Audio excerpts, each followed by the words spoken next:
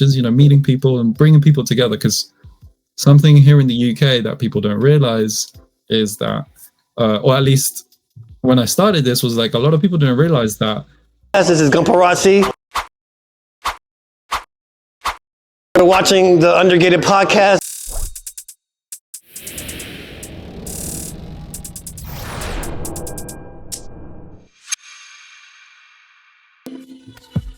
What is going on, people? It is a new day, new Wednesday, new week.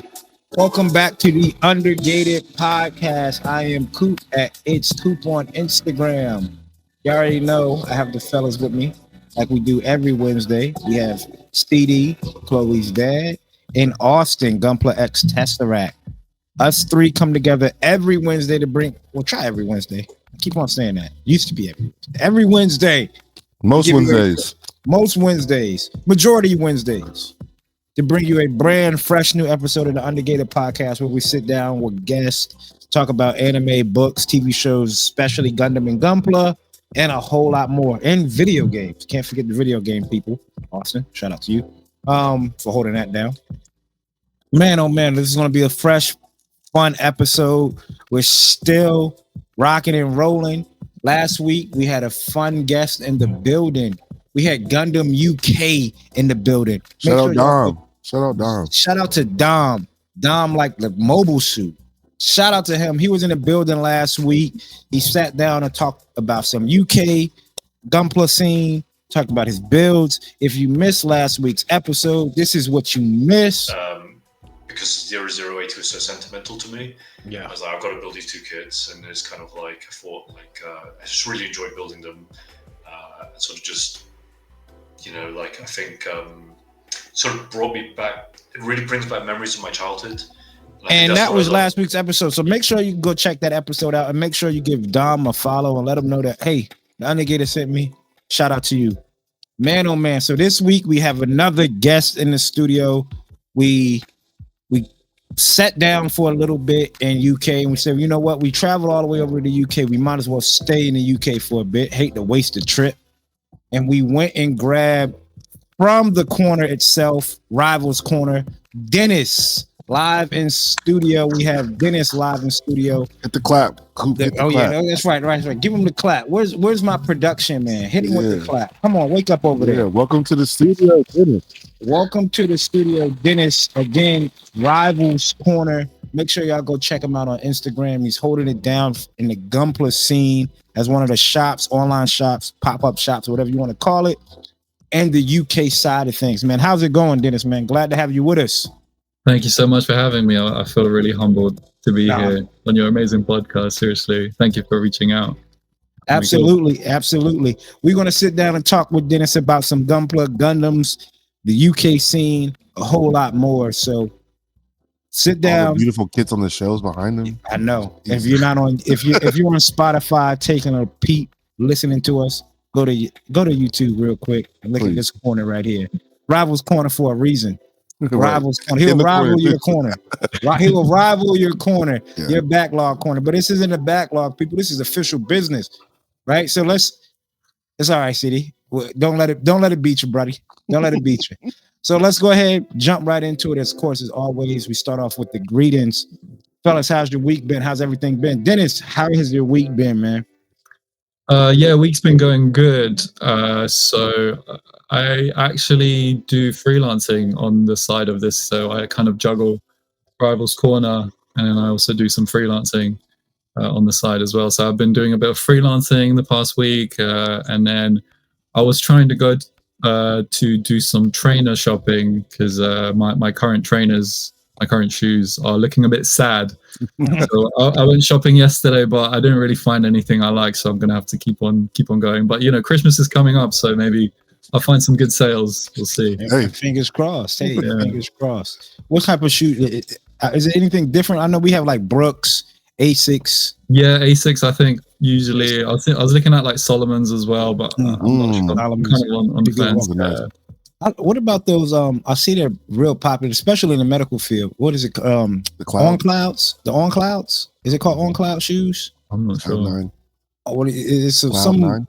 Cloud9. It's some shoe that's supposed to like a lot of like All the medical- doctors wear them. Yeah. all the doctors wear them. Is on OC on the shoe on Cloud is a really supposedly comfortable shoe, and if a doctor's wearing them, it has to be kind of comfortable. So, but freelance. When you say freelance, are you talking about photography? What freelance? Yeah, so basically, before I started this business, my kind of career was in video editing and animation. So I'm a video editor. I usually You can tell, brother. You can tell. Oh, thank you. Yeah, Great yeah, work. I don't want to lose that skill. So I think from time to time, I've got I made some contacts over the years. So sometimes when they need some help, they reach out to me, and I'm like, yeah, sure, I'll help out. There you go. There you go. I'm glad everything's chill and you get able to still do something outside of Gundam. So make sure you keep that mental health intact. Yeah. Austin, how's your week been, man? Week's been all right. Pretty bog standard for me so far. Haven't seen too much craziness getting added into it, but we did have an event that me and Coop did go to, so that was kind of like the highlight for the time. And everything else is just bog standard, man. It's been pretty chill, pretty chill here. That's the most we can hope for. I mean, well, that's the best we can hope for. So. They say no news is good news. Right. Exactly. Right. No news is good news. So I'm like, well, we'll keep it that way. We'll keep it not 100, but 95 is fine with me. That's all we can ask for. And I want to second that. My week has been kind of chill. Business as usual, status quo, right? So nothing too major. Never. What do you say? We don't worry about too much of the highs, and we don't worry about too much of the lows. So keep the main thing the main thing. We're gonna keep the main thing this week. The standard is the standard here at the Undergated. And everything that Jalen Hurts would say any other time. So, but that's it. CD, how's your week been, man? Busy week. We went and caught me and the missus went and caught the new Predator Badlands movie like the day before it came out. Good movie. Wasn't like really going in there with any high hopes just because I don't know, having Predator. Prey was good, but the ones before that, this one was great. I really enjoyed the action. Really enjoyed like the found family. I don't want to spoil it for anyone that hasn't seen it yet, but if you haven't, check it out. See it in IMAX because man, it's great. And then other than that, Chloe had her last basketball game for this quarter. She finished with 26 points. 26. Right. Chloe's been really balling. I love to see the progress. Got her some new pair of runners, some new Nikes, some John Morant's, and she went out there with the Mitch Match shoes. I told her, if you're gonna go out there, with these shoes, you got to play the part. And she went out there, dropped 22 points in the second half of the game. So, sheesh, I hear you, big dog. She Congrats to Chloe. And then shout out to the missus. I told her I'd say happy birthday to her. Happy birthday, Mrs. Chloe's mom. Chloe's mom. Yeah, CM. I am running on 3 hours of sleep because of it. But shout out to her. And happy birthday. Another year around the sun. Yeah. I need to go see that Predators movie. I'm actually training a couple of people at work, right? Younger generation. I was like, yeah, I'm about to go see the Predator movie. They're like, what's Predator? And I was like, what do you mean, what's Predator? Like the Predator. And they was like, I don't know what you're talking about. I said, what do you mean you don't know what I'm talking about? Like, it's the Predator. Alien Predator. They was like, never heard of it. You never heard of Predator. It was so mind blowing. I felt like I was on a different planet. There's certain things I feel like after a while, like you just gotta know, right? Like Predator and Aliens, probably like number one or top 5 sci-fi like chains of all time. And you don't know. Yes, man. They're like 23, 22-year-old kids. Don't age yourself now, Coop. 23, 22? You would think about like, what was that for us? I can't imagine somebody coming up to me and was like, yeah, I want to go watch Godzilla. What's Godzilla? Like, what? Like, that makes no sense. That makes no sense. But let us know in the comments, which one is y'all's favorite Predator movie? I want to stick with Predator 2, City Hunter, Danny Glover. It's a classic. That's what got me into it. I know a lot of people like Predator 1. What about you, Austin? What's your favorite Predator movie? Geez, I think my favorite one is either the first one or Alien versus Predator, because Alien versus Predator is so goofy and so ridiculous that I it always just get puts a confused, smile on though. my face. Which one? It was the first one when they were in like Antarctica, right? Yeah. Yep. And then the second one, they was like in like San Diego or something. Yeah, the second one was like almost like a direct DVD movie. No, It that's was yeah. it was bad. It was so bad. But the first one was like bad, but in a funny, goofy way. And they always played it on TNT, and the censored version of it was absolutely even funnier. It's because like you would see green splatter, but not see where it came from. And you're just like, who threw green slime onto the set? What's your CD favorite Predator? First one. First one. Arnold. What about yours, Yeah. Dennis? If you're a Predator, Second one, I think. Second one. City I Hunter think is a so. good But I think Alien versus Predator is like a close second, definitely. one. Yeah. MVP. Let us know in the comments below. Shout out to my man Gary. He's a big Predator fan. Next up, building and breaking down a backlog. What new items did we get in personally? And obviously, Dennis here from Rivals Corner. Make sure y'all go check him out. That he got in for the shop. Me personally, y'all gonna see kind of a theme here. I promise you. I don't know what it is. It's turning back. So we picked up the Evangelion manga. This is the Omnibus Book 1. So it has volumes 1, 2, and 3 in it. With 8 Neon Genesis. I don't know what's going on. I'm on a little kick with Neon Genesis right now. I watched 2.22 last night. Yep. Probably watched 3.33 tonight. And I don't know. I know they're on Prime. I'm thinking about just picking them up. Then you could buy them and just have them, the physical copy. So The Blu-rays. yeah, the Blu-rays. Then at Hobbytown, shout out to Hobbytown, I did pick up the G-Fred. You could kind of see where we're going with this, right? Like we get the purple and green is sticking around for a bit. So we picked up the G-Fred from G-Quacks. I was talking to Austin the other day, yesterday, and I'm like, it honestly might give G-Quacks another run. Might put it back in the queue to watch it all over again. I like it better than Witch from Mercury, obviously. And then maybe if I give it another run, could it creep into the? Yeah, right. No, yeah, it's not going to. I was going to say, can it creep into the top 5? But no, it's going to. It might get up there though. It might get up there. It might be better than at least the second. Dennis, are you a G-Quacks fan? Did you like the show?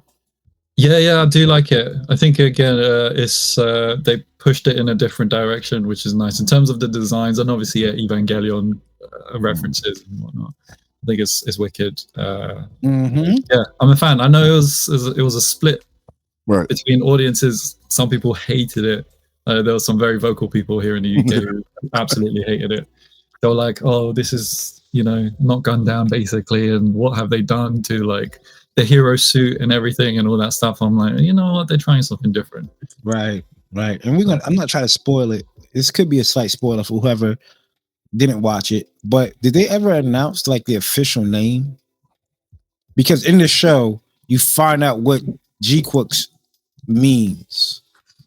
But I don't think they ever announced what it meant, right? Yeah, I'm not sure. Wasn't it a place? G-Quacks was a placeholder. Remember the dude on a computer was like, "Oh, it's a name here that says G-Qua," like with the letters, but he was like, "This is kind of like a placeholder. It's not the name. It's not the official for it. The actual name." And they kind of just never came back to that. But maybe once I give it another run, I'll figure that out. That's Let it. me know. Yeah, but that's it. I think that's it for G-Quack suits. So we got the G-Fred, the Red Gundam, and the G-Quacks itself. I think that's it. I think I'm done with kits. CD, you pick up anything? Oh man, yeah. Speaking of runners, I'm a New Balance guy, so I did pick up some new runners myself. I got some new 1906R New Balances. If you catch me outside, I used to wear a lot of J's, but as I've gotten older in age, they told me I'm becoming an official grandpa when I wear these. But probably like 5 or 6 different pairs of these in different colorways. They always get some pretty cool collabs. So I grabbed these, real comfortable, real sleek, stealth-like. And then I also got in a kit. I was talking about this last week when we had Dom on, but I was waiting for us to come in, but I did get that Fat Cat 002, also known as the God upscaled RG. So the spec parts and everything all scaled up to the 1/100 size. A lot of parts, decals and all. This is crazy that I continue to do this, but excuse me, I had it. I needed to have it to go along with the actual one up there. So look forward to painting this at some point, maybe even next step after I have one more build to do. Yeah, other than that, those 2 things, man. Some shoes and a model kit. There you go. Keeping it short and simple. How about you, Austin? Yeah, no, I did pick up 2 things. Really 4 things, but me and Coop will probably talk about the other 2 at a later time. But yeah, I did pick up something from the video game Heaven? Yeah, video game Haven. And I picked up the what is it called? The Fate Grand Order Furio figure. And it's this figure right here. And I just I was walking by it and I saw it. It was $33. And actually I saw it like 2 weeks ago, and I was like, oh yeah, that looks pretty dope. I would love to pick that up. And then me and Coop was there with me, and I was like, I'll wait. I'll wait for it a little bit till come back later and pick it up. And when I went there, I couldn't find it, so I thought someone purchased it already, and I was like, no, someone already bought it. But then I found out it was in the case. Somebody had they take it out the box, and I was like, can I get that? And the guy was like, yeah, sure. Whatever. So I picked that up. But I also, what I really went there for was for this. So we finally now have one of the Target games I was trying to get. And that is Sonic Adventure 1 for the Dreamcast. So that was the reason I was going. They did not have a complete set, but that's fine with me. I am going to play this. So getting just the disc was going to be okay with me. That's fine with me. I could buy a reproduction case and artwork at a later time. And that was my only 2 pickups. Have you tried it yet? Have you played it yet? No, I haven't even fired it up yet. It hasn't even left this case yet. I'm actually surfing the web to see where I can find the reproduction cases and all that. And actually, it's a good thing. I should have checked the back of this to make sure they cleaned the disc. And Video Game Haven is a good establishment. They probably. Yeah, but usually when I purchase it, they check it and they clean it for me. I realize now that he took it off the shelf and he just purchased it. He was like, all right, there you go. And I was like, all right, thank you, sir. Just really expensive Dreamcast game. It works, right? And he's like, yeah, sure. It's not in bad shape. It looks like it'll be all right. But yeah, that's the only 2 things I buying picked a up. Really, Dreamcast game in 2025 is crazy. Right? 25 years old. Yeah. Right.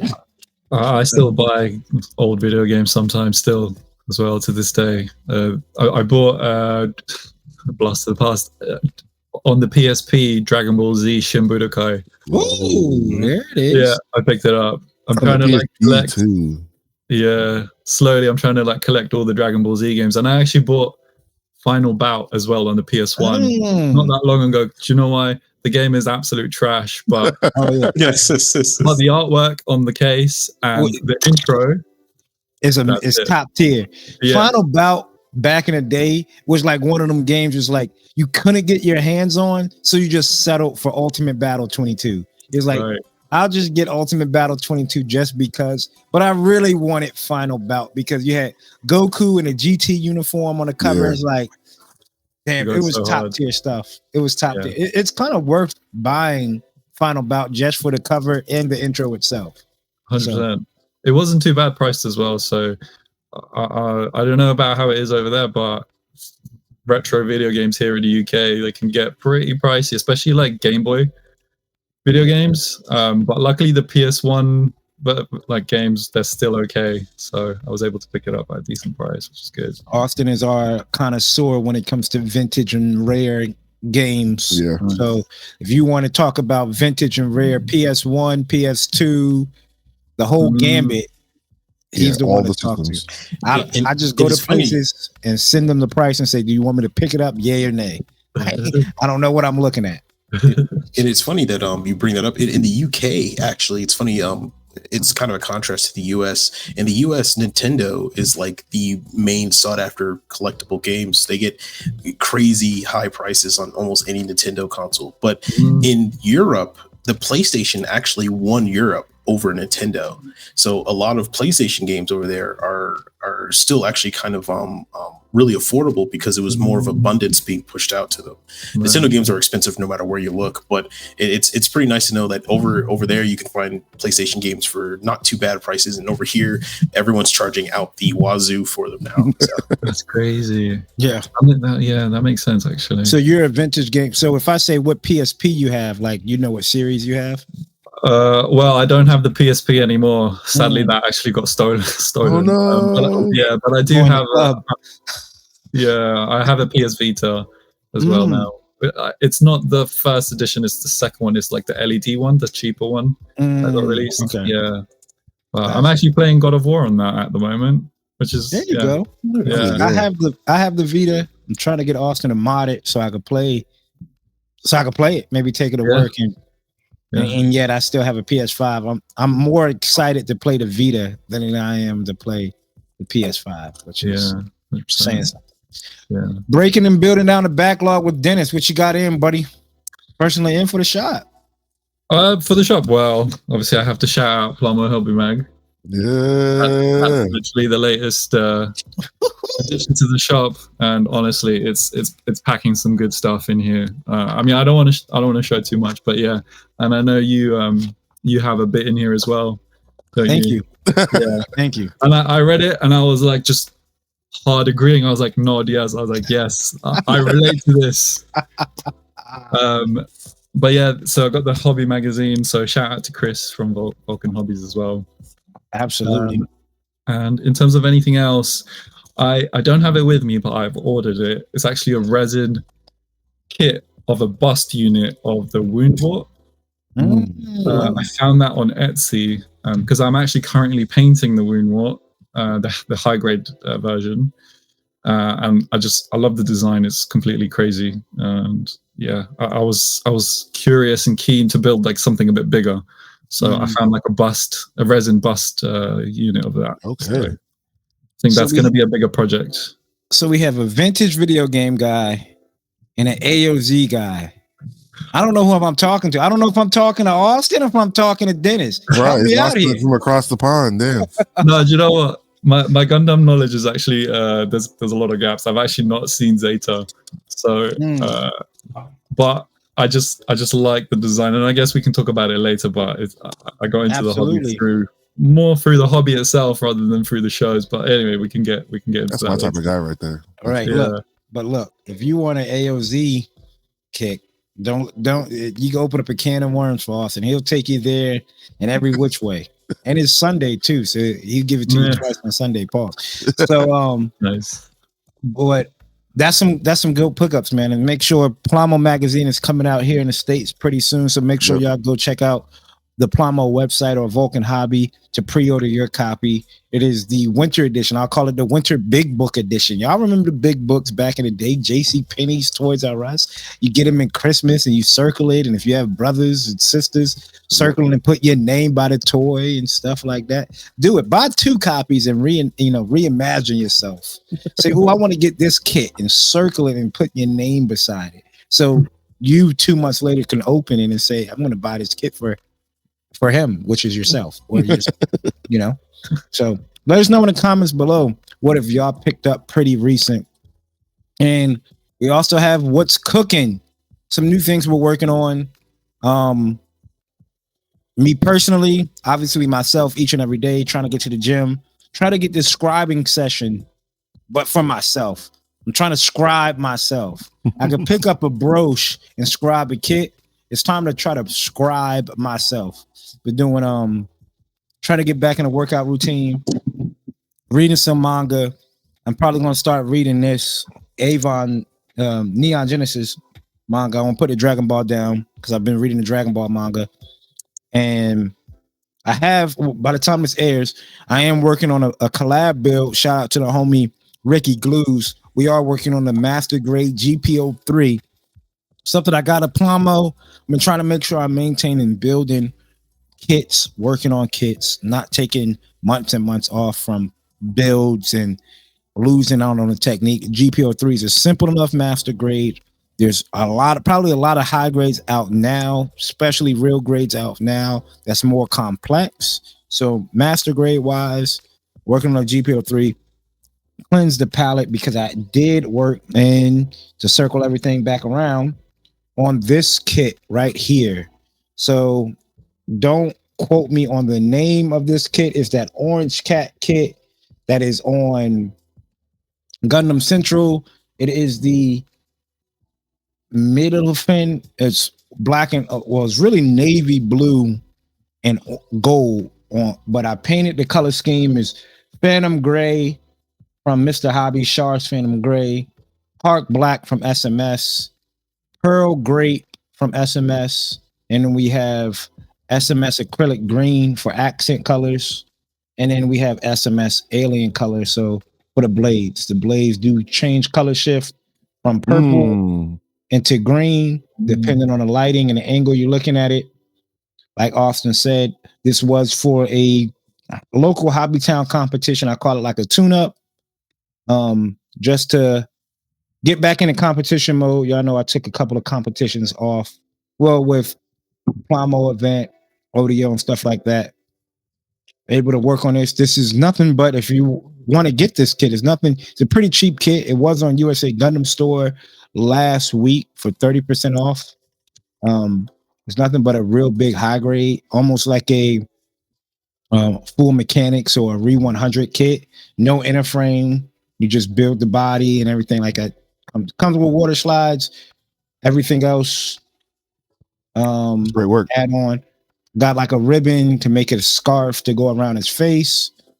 Took this to Hobbytown, entered it in the sci-fi. They wouldn't let me enter it in the Gundam because it wasn't made by Bandai. So in the sci-fi, and we was able to take home first place with it. Congrats. So we got first place in sci-fi edition with this kit. It was actually a pretty fun kit. Good way to cleanse the palette when it comes to something that's non-Gunpla related. I know I built the Tristan, which I see here, and just kind of working my way back into Bandai. They're getting themselves in good grace. So I might do a line. That's one reason I got the G-Fred, of just building like a series of mobile suits to add on black, purple, and green because of Ava 1, and that color scheme is one of my favorite color schemes. I know CD's like one of his favorite color schemes is like the black tri-stars, right? So black and green and purple, one of my favorite color schemes, and a dark gray, light gray, stealth color. So I might do the G-Fred, probably like a partner suit to this, and maybe more suits down the line. Non-Gundam related, non-Gundam looking suits. So I don't want to do like anything that has like a traditional V-fin, right? I just want to do something that's quirky, out of the normal type of look, and pair it with this mobile suit. So almost like a family or a gang of this mobile suit or the colorway. So that's what I'm working on now. The GPO3. I'm going to get the traditional colors and just get back into the build of building a master grade and an older master grade. Shout out to Ricky Glues for joining me with this collaboration. Ricky came down with us to Plamo. He was like, look, I got a GPO3. You got it. Let's come together and work on it. So I appreciate him giving me the offer. So yeah, make sure y'all follow Ricky Glues on Instagram. He's doing good work. Stay tuned. Work. But that's it. That's all I've been working on. CD? Yeah, man. To echo Coop in the lab, like I said, closing hooping and playing basketball, and seeing her do this has gotten me like, all right, let me get back to it. So been back in the gym, getting some shots up, trying to get back in shape. I want to play maybe in a men's league in the spring. So got to get in shape and get back to it. So I'm looking forward to that. But on the kit front, also shout out to Ricky Glues. Me, Ricky, and Cobra Paw joined together for a group build, and we dropped the photos this week. We all were building the G-Quex Gelgoog Showed a bit of it last week, but here is the finished product. Good color scheme, man. Yeah, Pretty came nice. out way better than I thought. Originally, the color scheme was going to be black and yellow, and the whole thing was pretty much this color on the fuel tanks in the back. And I was sitting here talking to these guys, and I was like, you know what, this is just not working. That yellow So wasn't vibrant enough, huh? Yeah, the yellow was not hitting. So I literally got up with the finished painted yellow pieces and went right back into the lab and painted over them. And we got this color scheme. I just picked out 3 colors out of a box.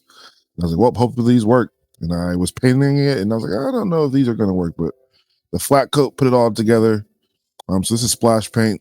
Speaking of Eva's, this is Eva purple gray for that main color. The green is a Luftwaffe green. The thrusters are, the yellow anyway, is neo yellow, and then phantom gray for the rest, and a bit of Xeon gray right here. So this was a fun build. Like I said, every time I see a Gelgoog from G-Quacks in a different color scheme, it looks amazing. Everyone snapped on it. So shout out to Cobra Paw. He did his in the Johnny Ridden. So like a red and black. Ricky did his in the Shin Matsunaga, so white, gray, and blue. And man, if anyone hasn't built this kit yet, yours almost came out in like that Nightmare Solomon colorway. So for y'all to kind of like do like Ace suits, exactly.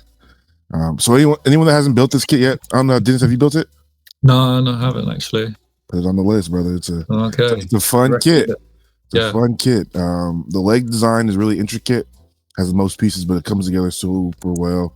And like, there was a huge seam on the front. And I didn't know if I was gonna like it, but it kind of fits the kit depending on what you decide to put there. It comes with a stripe. Ricky went ahead and scribed his in, so there's a lot of potential for this kit. And I haven't seen a bad colorway of it yet. So you guys have it in the backlog, or if you don't, go ahead and get yourself one. It's not super expensive, and it's a fun build once you get it done. So there you go. That's all I've been working on. Oh, and I did start chopping up pieces for the Tristan. This is the next thing I'll be working on. So hopefully to get this out before Christmas. This is the next build on the desk currently. So look forward to that. Coop, you have to let me know if there's anything quirky with this kit. No, already built yours. Nope, just small pieces, man. If you're gonna knock out this small, I'm talking about is the piece on the alligator clip type of small piece. Like that's how small that. Like it's like one on the forearm, one on the elbow. It's like, and that's I don't know how I'm gonna. Hopefully, I don't lose this. If that hits the carpet, it's done. It's gone. It's gone. Into the black hole. Yeah, into the void. Yeah. Just weather it.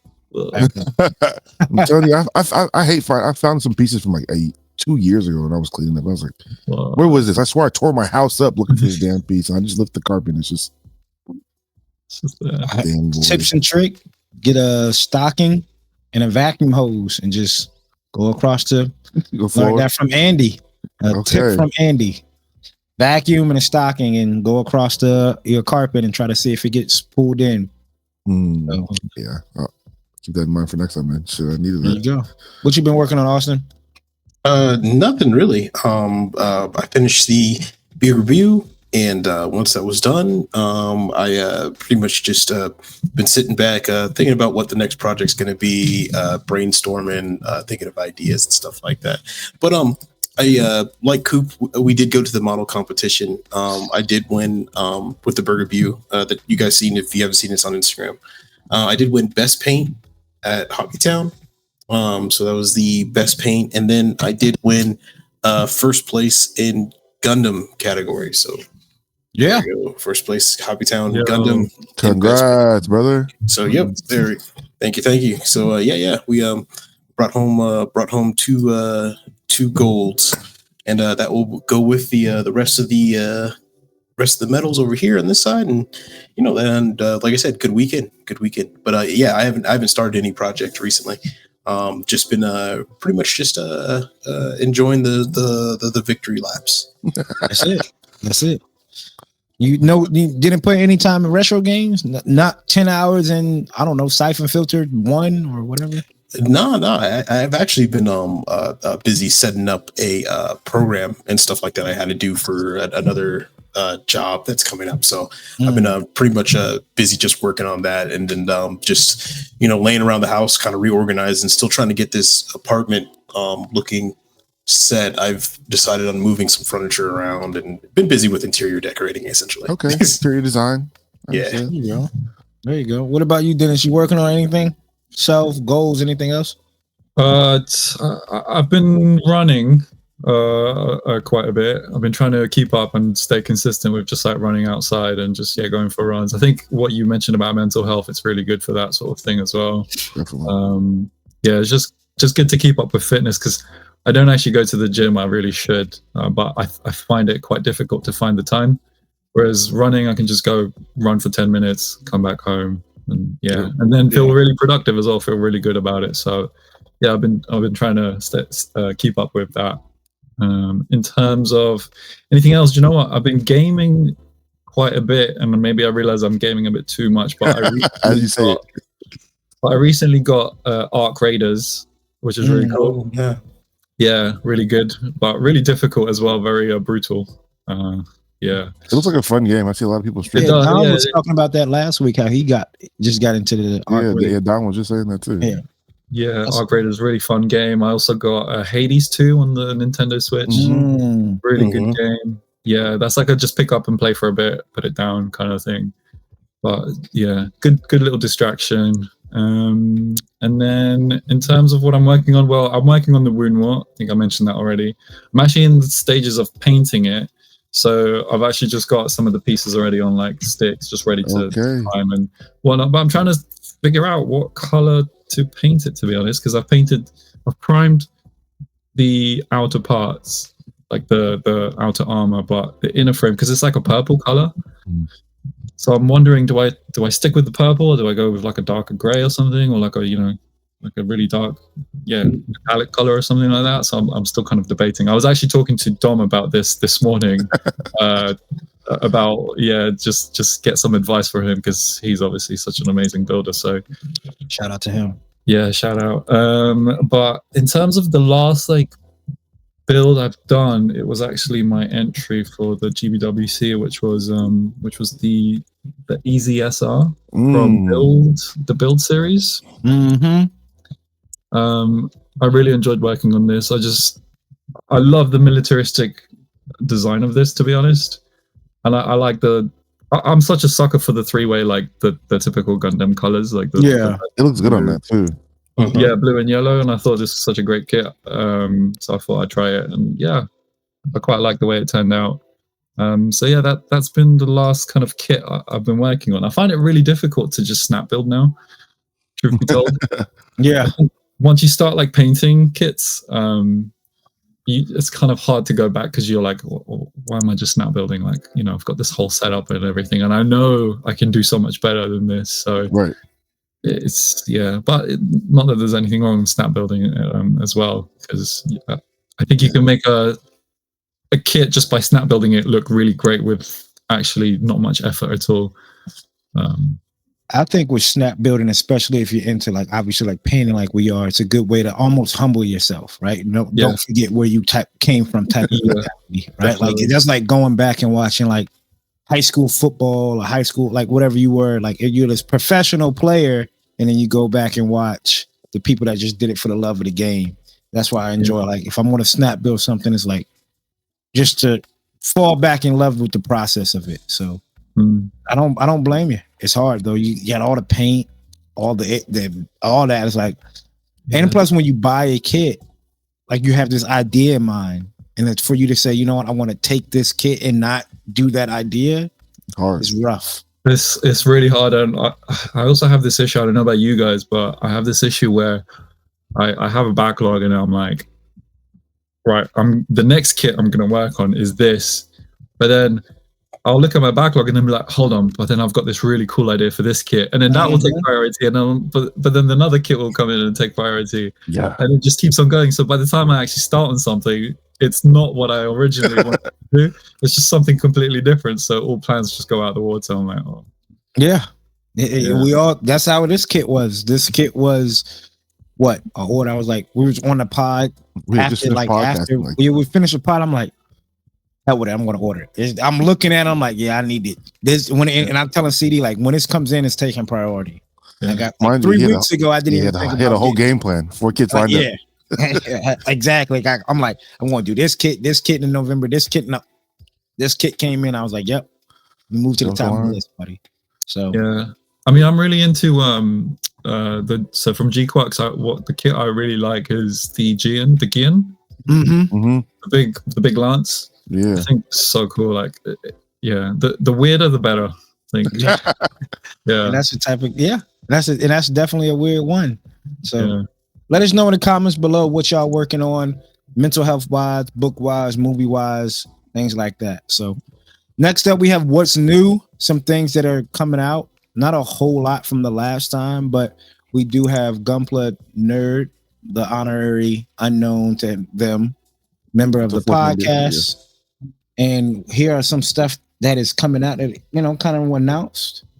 We get, I think did we talk about this last week? The G-Quex Zaku, which is shocking that it's coming out this late, right? Like the green Zaku, the one that was with Char.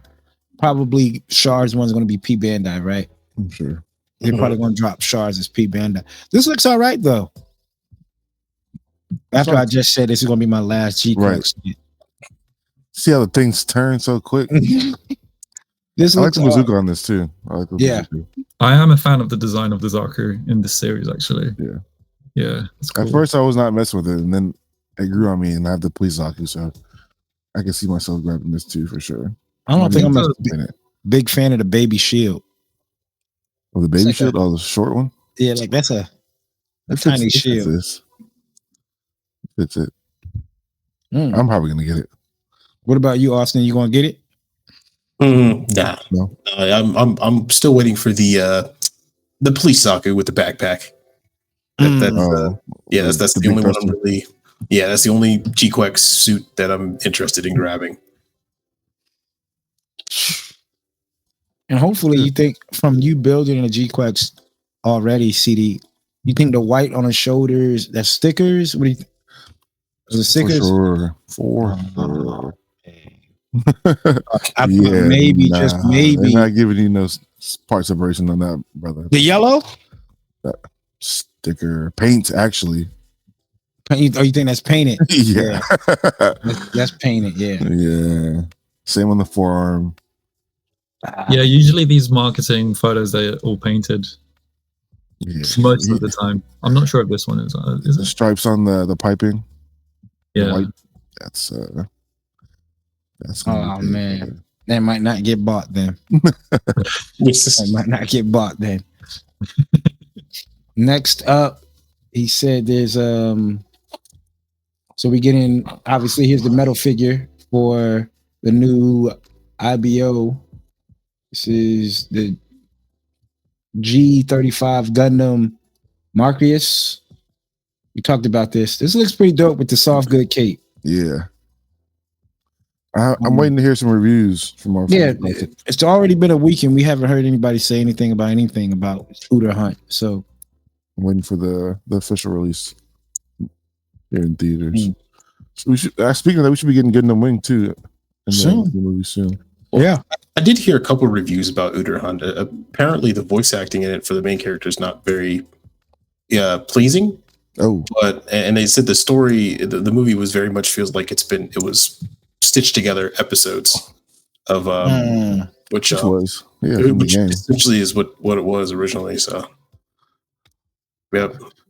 And here's the MGX limited all Twilight coating version. They're getting their money's worth out of the MGX. Strike Freedom. This does look good. If I was a fan of this mobile suit and I didn't have this kit, it would probably get this one. Apparently, this is going to be like $600 or something like that. Oh, that is right. Never mind. You like this, Dennis? I like it. I don't know. I don't think I'm going to get it. I think the price is the same as the new PG Unleashed New Gundam. It's exactly the same in Japan, so I think it's like 66,000 yen. Yeah. That's not a typo? No. Jeez. Yeah, That's crazy. Yeah. So is this the new unicorn? We now have 1, 2, 3, 4, 5 Yeah. different versions of this. So this is the new unicorn. Yeah, They are getting their money's worth from this kit.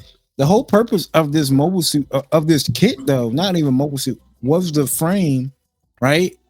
And then you do this with the frame. Does it not take away the money? Like, does not I think over the price. What's so?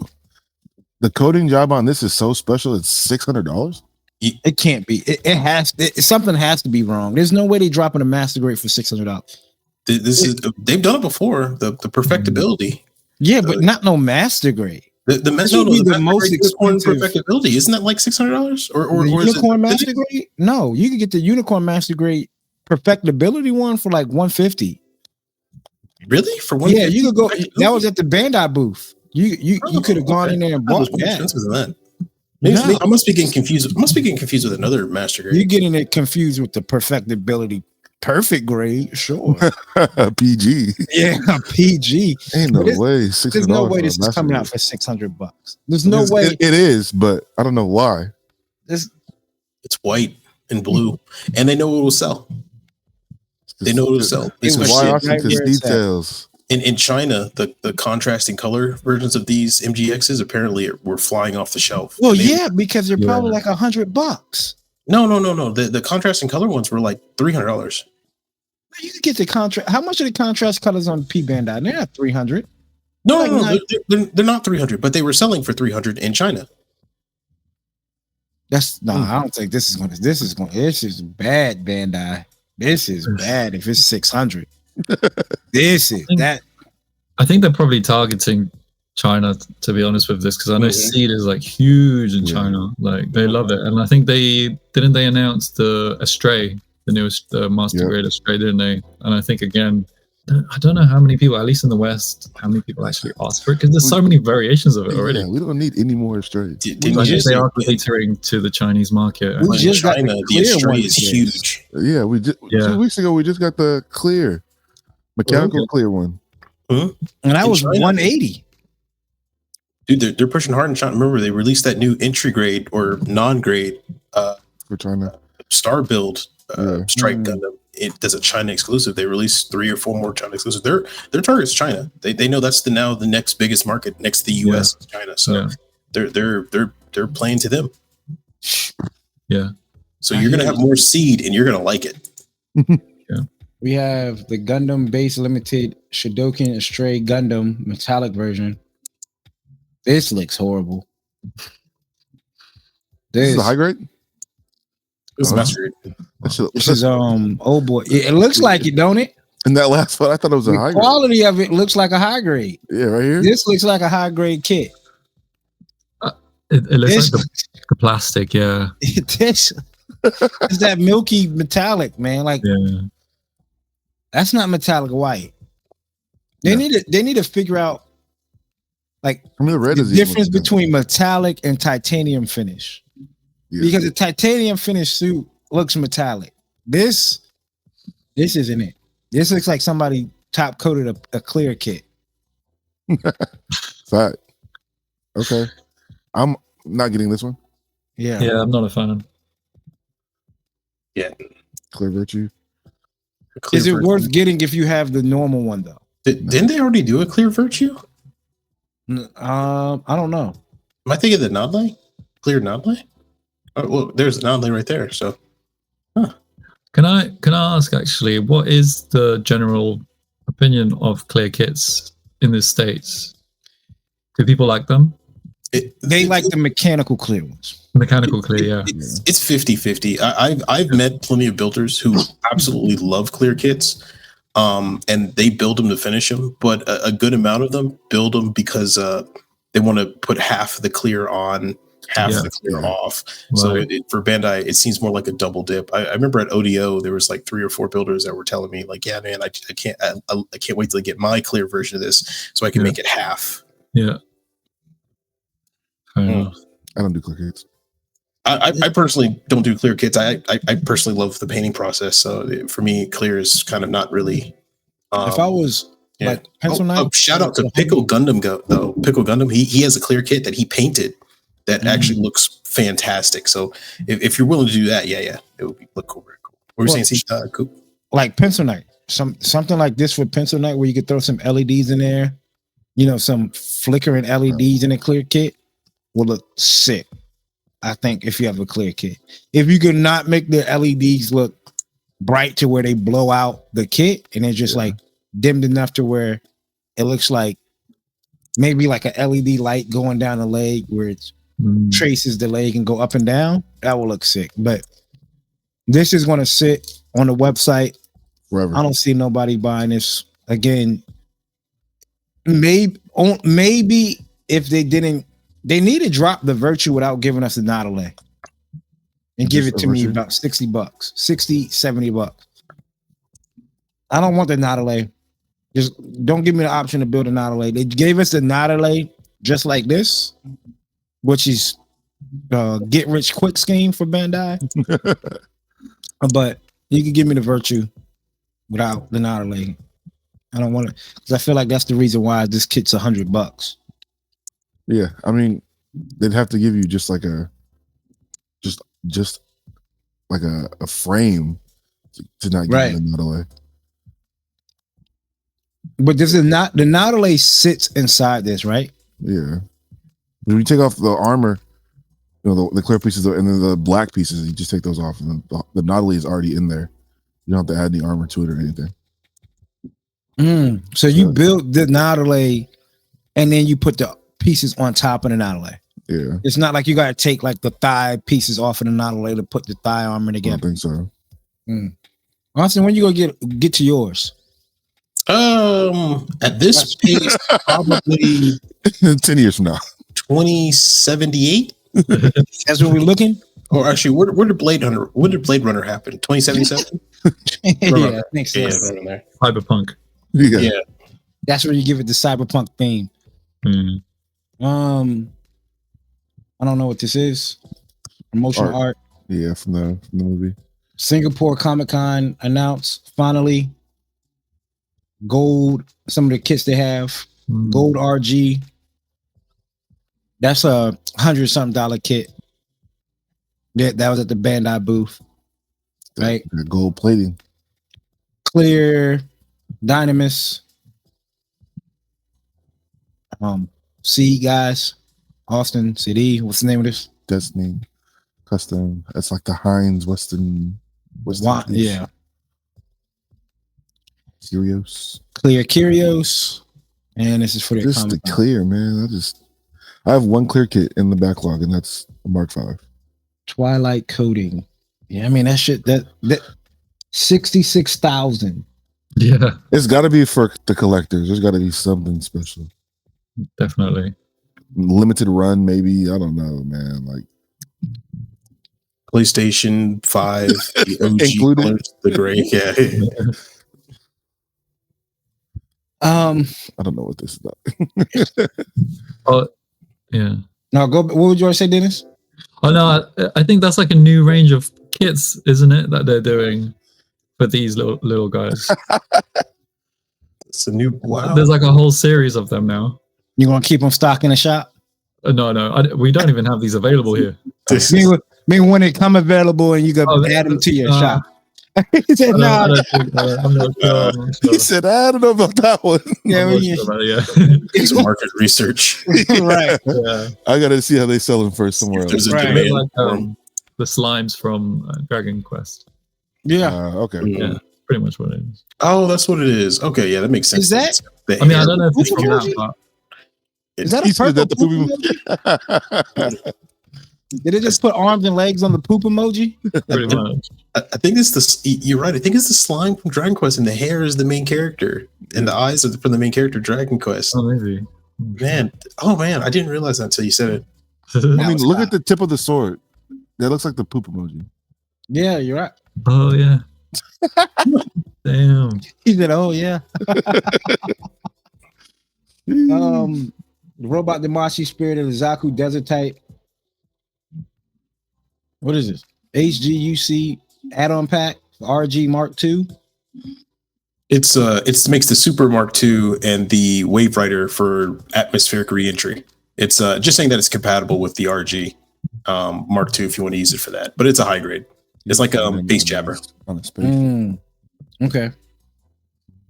Some Strict G and Alpha Industry, some promotional art for some of their jackets that's coming out. $500 flight jacket, probably. That shit's tough though. I'm not gonna lie. It is tough. It looks good with the big mafty on the back. If I had disposable income and didn't have a child, Well, how much is that? It's probably going to be about 300 in the States. Oh yeah, that seems right. Do you know what? They had Strict G for the first time here during Comic-Con, which just passed in October. I went to the Bandai booth and they had some of, like, not this particular jacket, but the other Strict G jackets, and they were going for like 250 like GBP, which is insane. I was like, I don't know who's buying this, man. yeah. They look really nice. I'm not gonna lie. And they're all Japanese sizes too. So Yeah. they run You have to small. size up. You have to size up. They don't even offer a 3X, which would be my size. So I can't even purchase these. Yeah, because I go to Uniqlo and I'd be like, I'm a big guy. Fine, save your money, man. Make your own. Go make your own. Damn, another version. The Phantom Strike. And another version of the Strike Freedom. Yeah. And it's the build. It's the metal build one. Okay, so Version J. It's just going down the line of letters at this point. So we're getting like the mission pack. So F91 or F90. I already know I'm hating myself for saying this, but can we put to bed that this is now officially the face of Bandai, the face of Gundam? Is this the face of the franchise now? Huh? This is the face of the franchise. I mean, the way they're putting that out. Dennis, I got a question for you, man. We haven't talked about this. Oh, go on. If someone says the word Gundam, what mobile suit comes to mind first? Granddad, RX-78. That's all I need to Yeah. hear. But when somebody nothing says basketball, what comes to mind first? We're talking about Gundams here. I know. He answered the question. When somebody says basketball, I'm not really a basketball guy, to be honest, but that's even better. probably like we need Kobe or something, or Michael Jordan. Michael Jordan, right? Yeah. Or Kobe. Michael Jordan, face of the franchise. Or Kobe. Yeah. Face of the franchise, Michael Jordan, right? Or Kobe. Not the original person who played the basketball, right? Not the first guy who ever shot the basketball. Because no one was alive when No one knows who the when first they person did was. the basketball. Face of the franchise, right? When it comes to Gundam, is the Wing Zero. Stop it. It's the Wing What? Zero. Oh. It's the Wing Zero. How? Not the Michael Jordan. Michael Jordan and Wing Zero are equivalent. Michael Jordan and the Wing Zero are equivalent. You're gonna have to explain that one because you just sound like you're making a deal behind the Dollar Tree, brother. No, Like- I get where Cooper's coming from, though, because I think if you asked me that question about 10 years ago, I would have said something similar. But I think knowing what I know now, and I think obviously I've kind of clued myself up a bit more since I started, I think, yeah, I understand the logic behind it. Mike, again, RX started it off. Great. The guy who picked up the basketball, we don't even know his name. We know who Michael Jordan is. And again, it makes it's a better point. RX is Michael Jordan. We know who picked up the beam rifle first. Again, correct.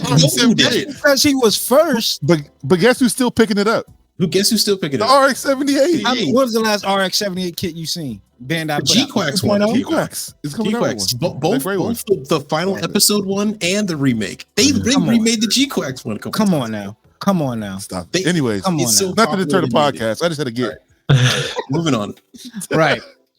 Next up, we have Hold That Thought. But not a whole lot left when it comes to what's new. Yeah, not a whole lot left, to be honest with you. Hold That Thought. What's some wild stuff y'all heard out there? Wildest thing that I've heard this week. Tom Brady has a new dog. Tom Brady, the football Cloned his player, dog. cloned his dog. His dog passed away in 2023. He has a new dog now that looks identical to the dog that passed away because he cloned it from a company that sounds like it's a They're like doing what Jurassic Park is literally doing. They're finding the gold. company sounds like it's like Dr. Doom's company. It's like Colossal Biotech Industries. It's Colossal Biotech Industries is cloned Tom Brady's dog, and he has an exact replica of his dog who passed away. Crazy. So they cloned in the dire wolf. You know, Game of Thrones. Everyone talks about the dire wolf, the big wolves. Mm-hmm. So they found the ancient DNA of a dire wolf and bred it with like some other wolves from today's age and got as close as they could to like an original dire wolf, and they're huge. So you think Tom Brady paid a little bit extra to? He helps. He gives them money. He's like, I'm not on the board, but no doubt in my mind they have a vial. Yeah, he's an investor. He's an investor, so of course they have a vial of Tom Brady's blood. Seriously, they're about to clone Tom Brady. They about to clone Tom Brady. Like they just start with the dogs. They did a sheep. I think it was called Dolly the sheep here. Maybe here in the UK. I'm not sure. Somewhere. But they cloned the sheep like years ago. Yeah, that was a big deal. That is nuts. Yep, and the sheep died. It had a shortened lifespan. Yeah. And then they cloned hot dog meat or hamburger meat. We know that, man. They call it spam. That's called, what you're talking about is spam. That's nothing new. That's the Dollar Tree hot dogs. That's for sure, Coop. That's cloned meat. The ones that are gray for some reason. And they still say you can eat. But that's nuts though, man. We're in that day age. AI and cloning. We saw it. We see it now.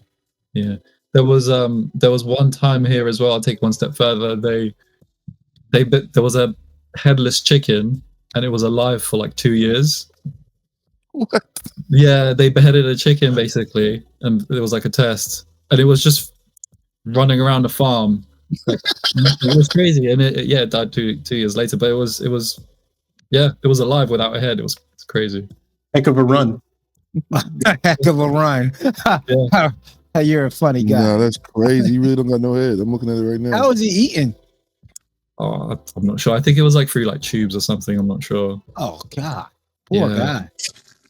Hey, don't worry, Coop. I don't think he was thinking about much. Oh, you're pretty witty this morning. You know. Yeah. I don't think he was thinking about much. Kudos to you. Probably then wasn't bothered by it. A lady picked up her kid. Lady picked up her kid in her Tesla, right? Tesla in Canada. Tesla, the kid asked the Tesla's apparently AI chatbot that came out with some update.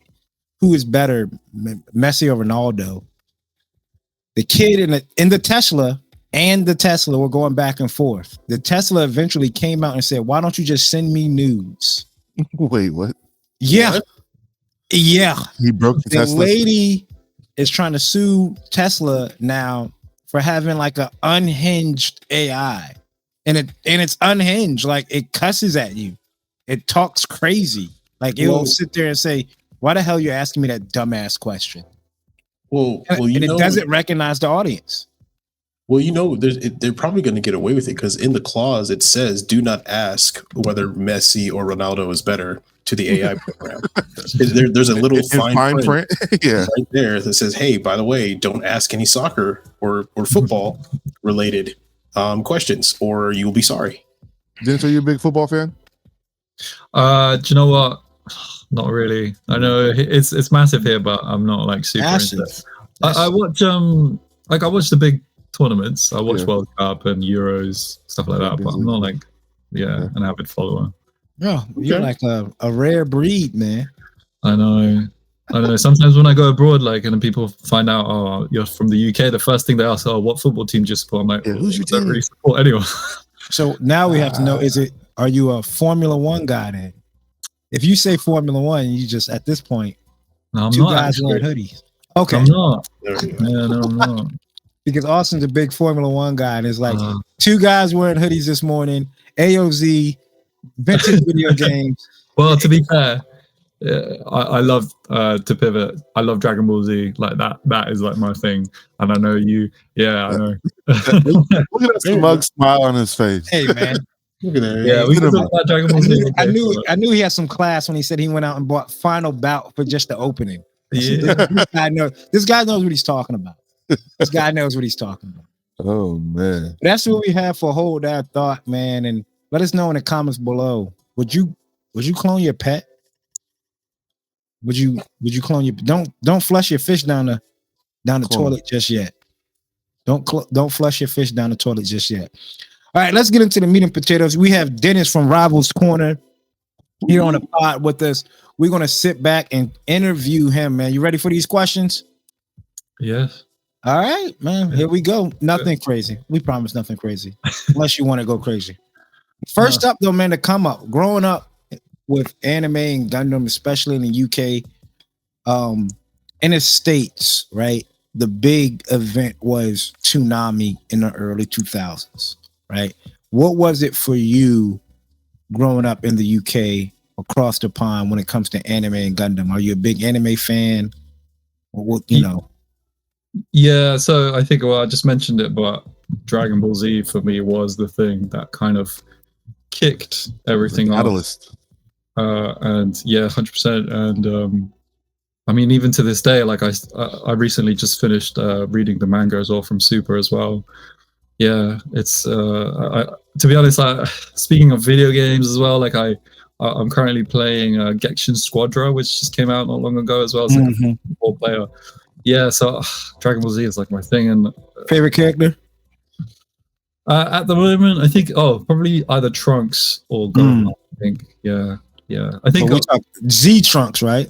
Or just yeah. Do you know when he's like all buffed up with like the slightly long hair? Yeah. After he comes out of the hyperbolic time chamber, I think that Trunks, yeah. Peak Trunks right there is classic. It is. Yeah, he's got the aura, man. But in terms of Gundam as well, I got into it actually through Wing, which I know a lot of us share the same sort of sentiment. And it wasn't actually model kits that got me into it.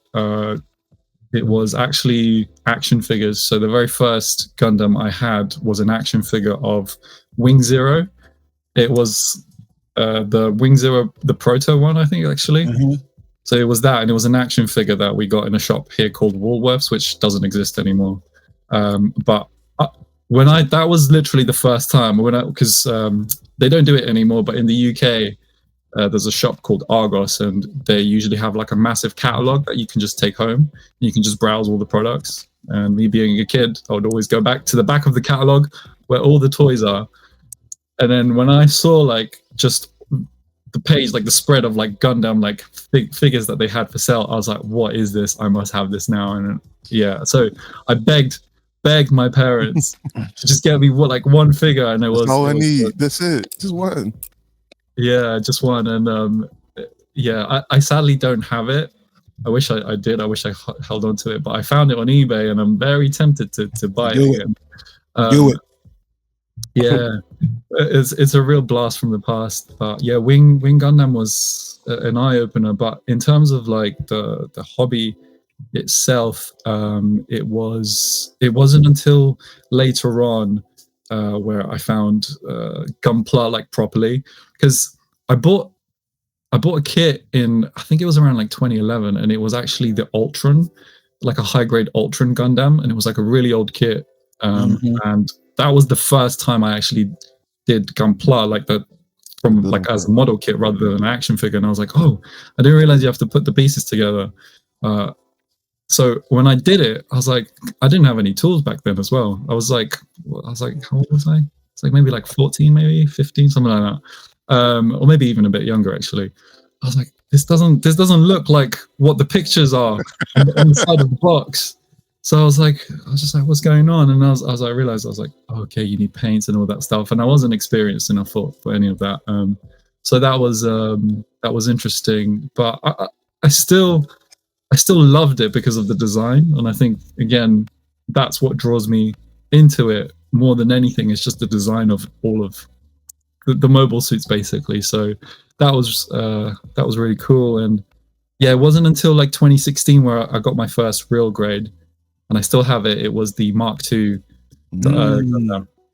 The real Awesome. grade one, yeah. And that was when I was like, okay, I'm gonna take this a bit more seriously. So then that's when I bought my first pair of nippers.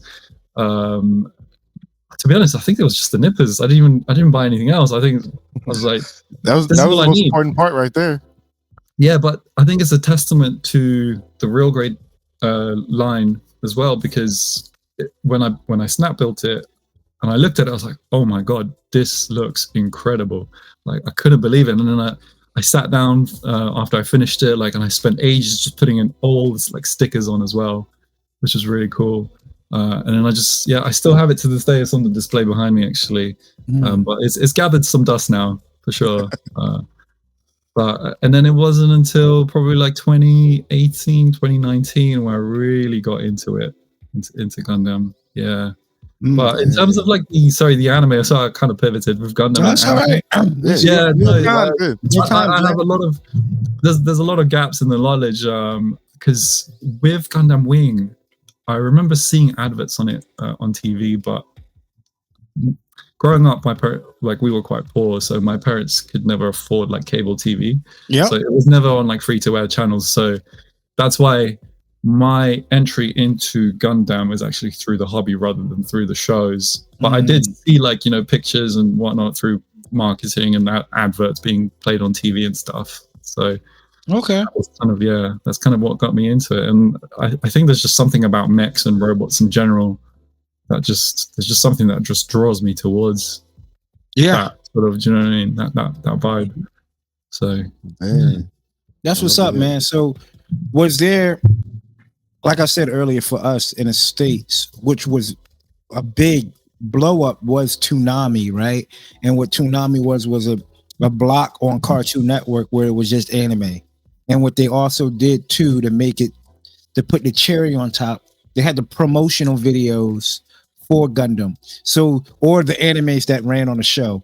And to add the extra cherry on top of that, they give you Peter Cullen, the voice actor for Optimus Prime, as the guy that's narrating the promo. So that right there, so you hear Optimus Prime's voice say "After Colony 195." Right. It's like that draws you in. Yeah. Was there anything similar to that growing? I know you said you didn't have cable, but was there like a big blow up, or did Gundam Wing just hit channels and then you could catch that right after you might catch Rugrats or something like? What? Yeah, so weirdly, Rugrats was on TV on free to air, but Gundam wasn't. That's the funny part. I think honestly, like in the UK, anime wasn't very like readily available, and yeah, you had to pay for like subscription or like, you know, like cable TV basically to be able to access even Dragon Ball Z. That was the same thing. Yeah.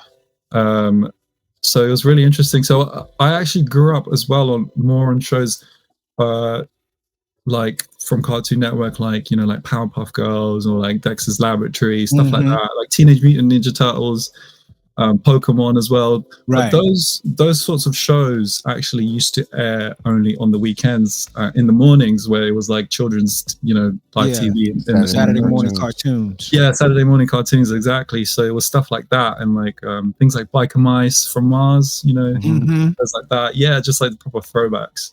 Yeah. So it was more like, yeah, shows like that, which I really grew up on. But Gundam, yeah, again, I didn't really watch the anime until really late. Wild, though, how did you find Dragon Ball Z?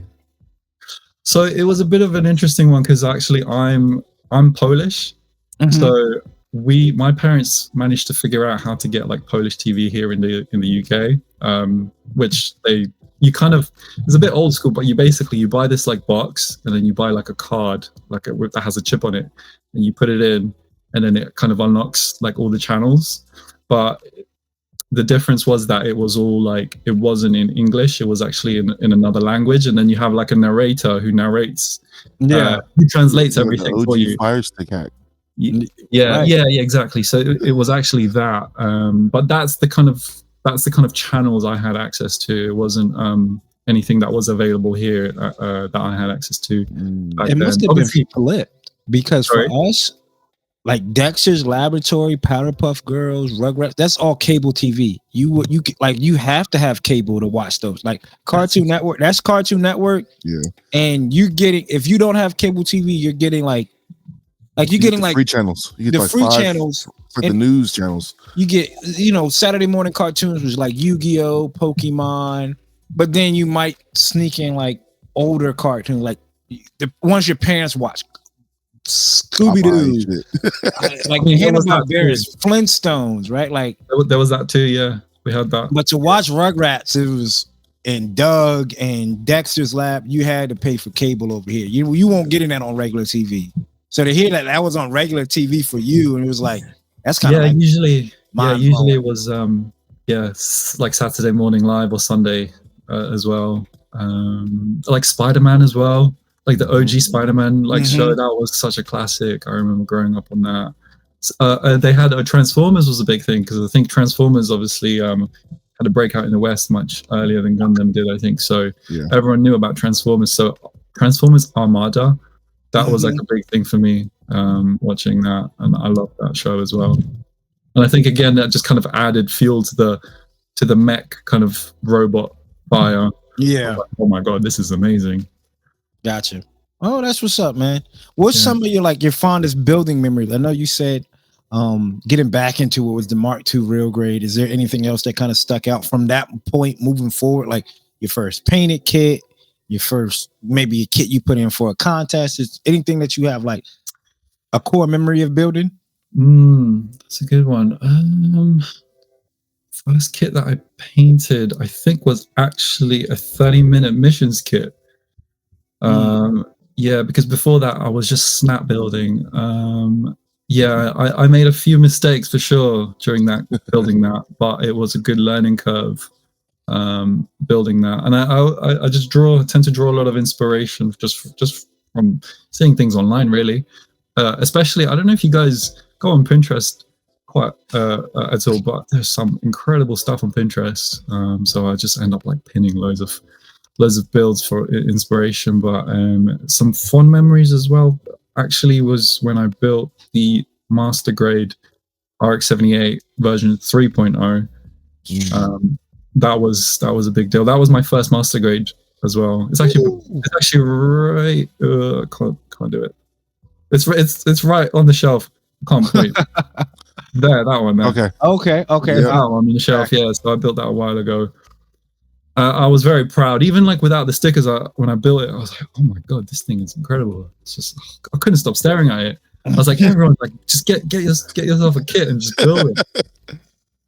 Yeah, so that was a pretty big deal, and then things kind of slowed down after that. And then it wasn't until later on where I really got into the hobby and got a bit more serious. But yes, fun memories. I think it's the Mark II RG. That was kind of like the first big. The pivot point, and then the MG after that a few years later. Yeah. Okay. Shout out to the homie Fetch Frequency. He or Fetch Arcade. He had a struggle with that MG 3.0. The balancing act in the elbows kind of drove him up the wall. We always joke about him at that. So that's kind of what kept me away from building the 3.0. I'm like, no. Yeah, it's a great kit. I don't really have any issues with it, to be honest, which I was actually surprised to hear that other people did. So, yeah, but to be honest, your error. Yeah, to be honest, I tend not to touch it too much anyway as well. So maybe, yeah, it's kind of like a pose once and leave it type of kit, I think. Yeah. Well, CD, what you got for him? Yeah, man. How is it running this online shop? Like, how did this business of yours come to fruition, and what any struggles have you faced? Some of the successes you faced as well. Struggles, I face every day with the business, but how it came to be actually was, so a bit of context. My wife is actually from Australia, so we went back to Sydney in Australia, and one of her friends, obviously it's our friend now, she mentioned someone who runs a hobby store in Sydney. Shout out to Ryan, actually, from Ripla Builds in Sydney, in Cogra. Okay, yeah. And I went to his hobby shop. It's like a really small store. I went to his hobby shop, and it just blew me away. I think he's the only person who runs this store, by the way. But his knowledge, I think just his enthusiasm, I think just the way he speaks to people, you know, and he takes the time and he has the patience as well to explain things to newcomers of the hobby as well. And he even does like little, literally on the spot, he'll show you how to use like a specific tool or something, or like, That's awesome. if you're like, what is this? What does this do? He's like, oh, hold on, I'll explain it to you. And then he'll let you have a go as well, because he's got like a whole bucket of parts basically that you can just like try things. And I think that really like just something switched in my brain, I think, that time. And that was in when I met him, that was in 2022, I think. 2022, maybe 2023, I can't remember now, a few years ago. But when me and my wife left that store, I was kind of jokingly saying to her, I was like, maybe we should try something. Maybe I should start a little online store and just see how it goes. Because what I realized in Sydney is that Gunpla over there is actually, you can just go to one of the big hobby stores that they have in central Sydney, and it's just, they have like loads of kits just available just right there. When I went, it was like, oh my God, I'm in heaven right now. Like the choice is overwhelming. And it just blew my mind. And I was like, I wish it was like this here in the UK, or at least specifically here in London.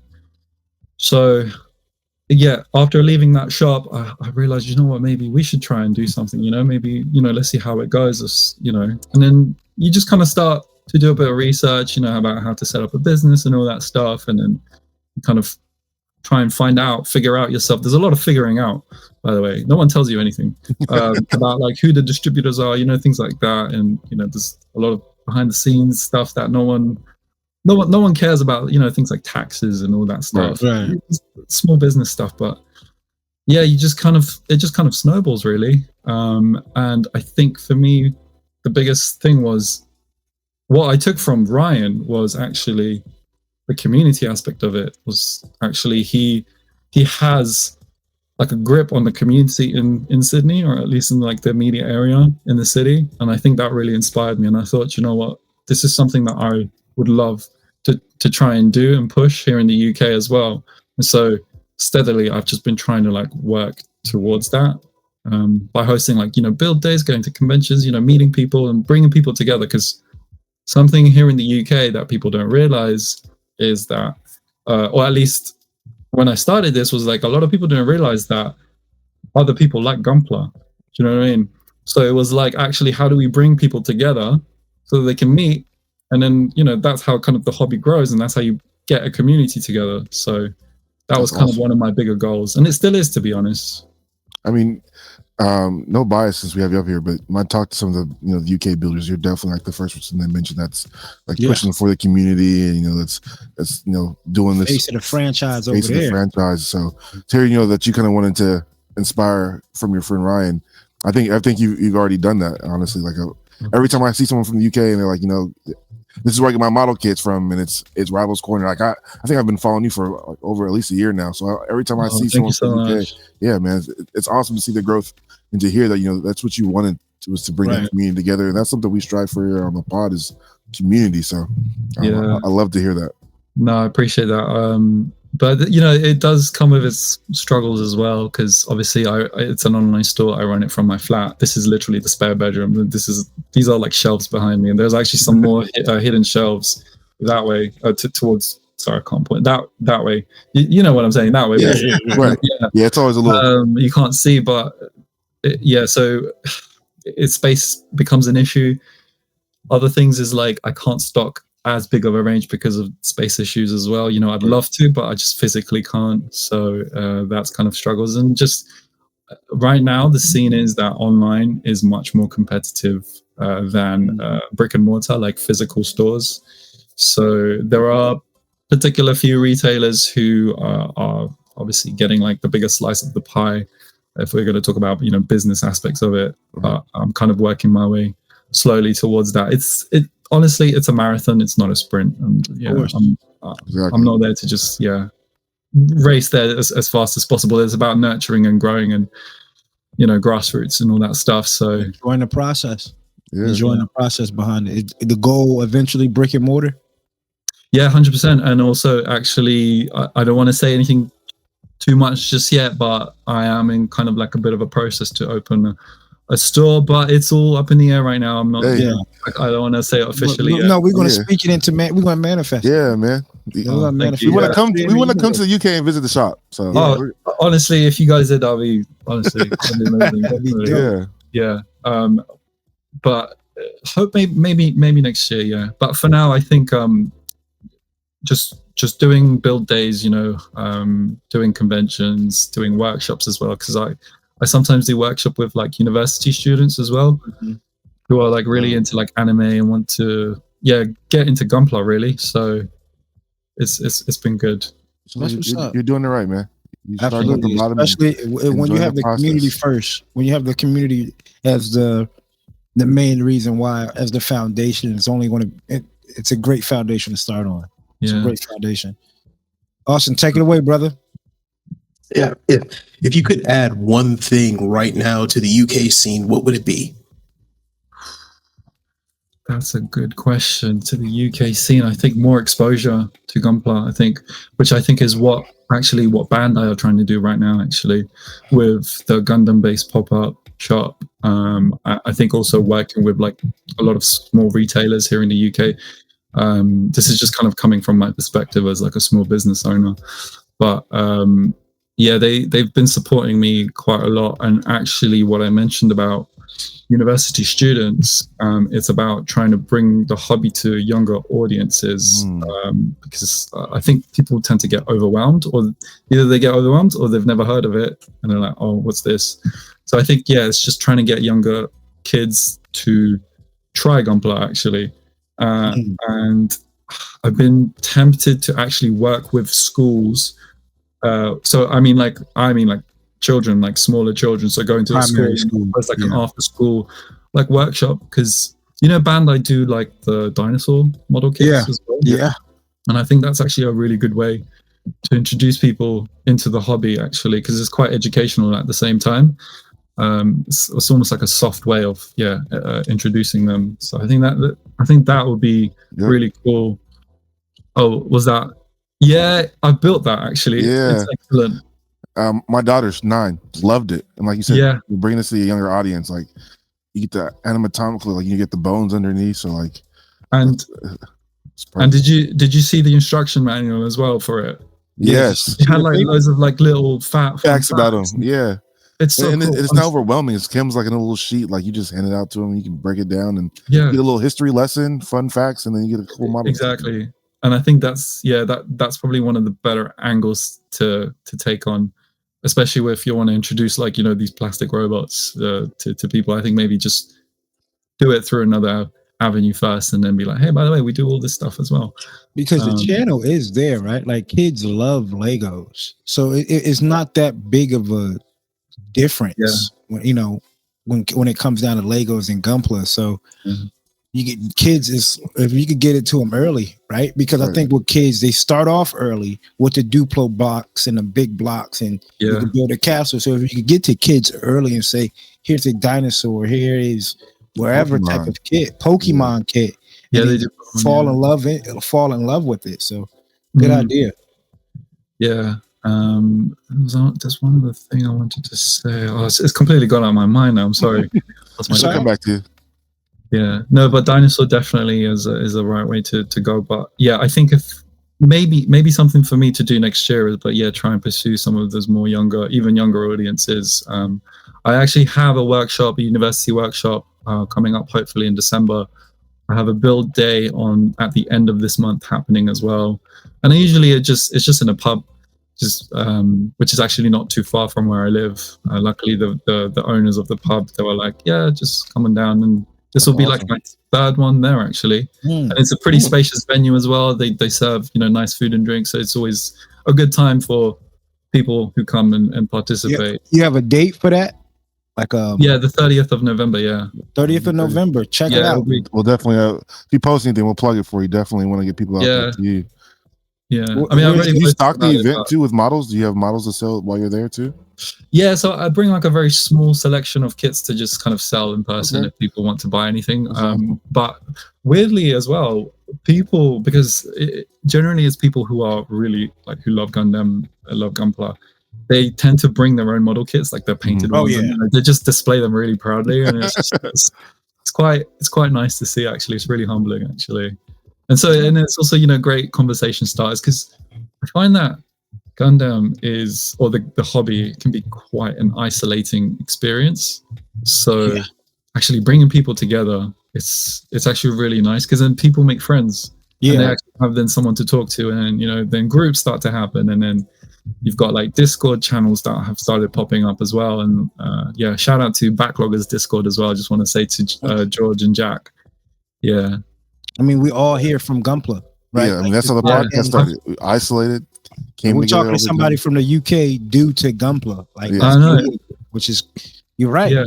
And like Dom Gundam from you guys obviously have met. I've met through the hobby, and now we're actually really good friends. Like we've hung out like a few times already, and it's great. So That's definitely. Coop flew across the country to me to like come hang out over from Gundam. So like, I mean, with the foundation of everything being Gundam and Gunpla, right? So what you're hitting on is really big. I mean, I met Austin through our Hobby Town build days, where you go to Hobby Town and you bring your kid, and shout out to the Hobby Town Yorktown Gundam days, where they play Gundam on the TV from 10 to close, right? From 10 in the morning to close, and you sit down there and build.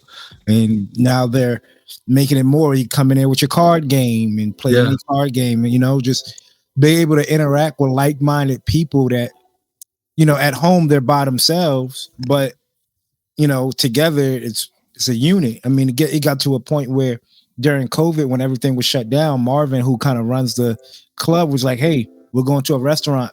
Bring on Saturdays." They said that we could come by and build. Bring your kids. Even when there was a wall, Gundam still was able to climb that wall and bring the community still together because of that. So, community, like we said earlier, is always a great foundation to start on.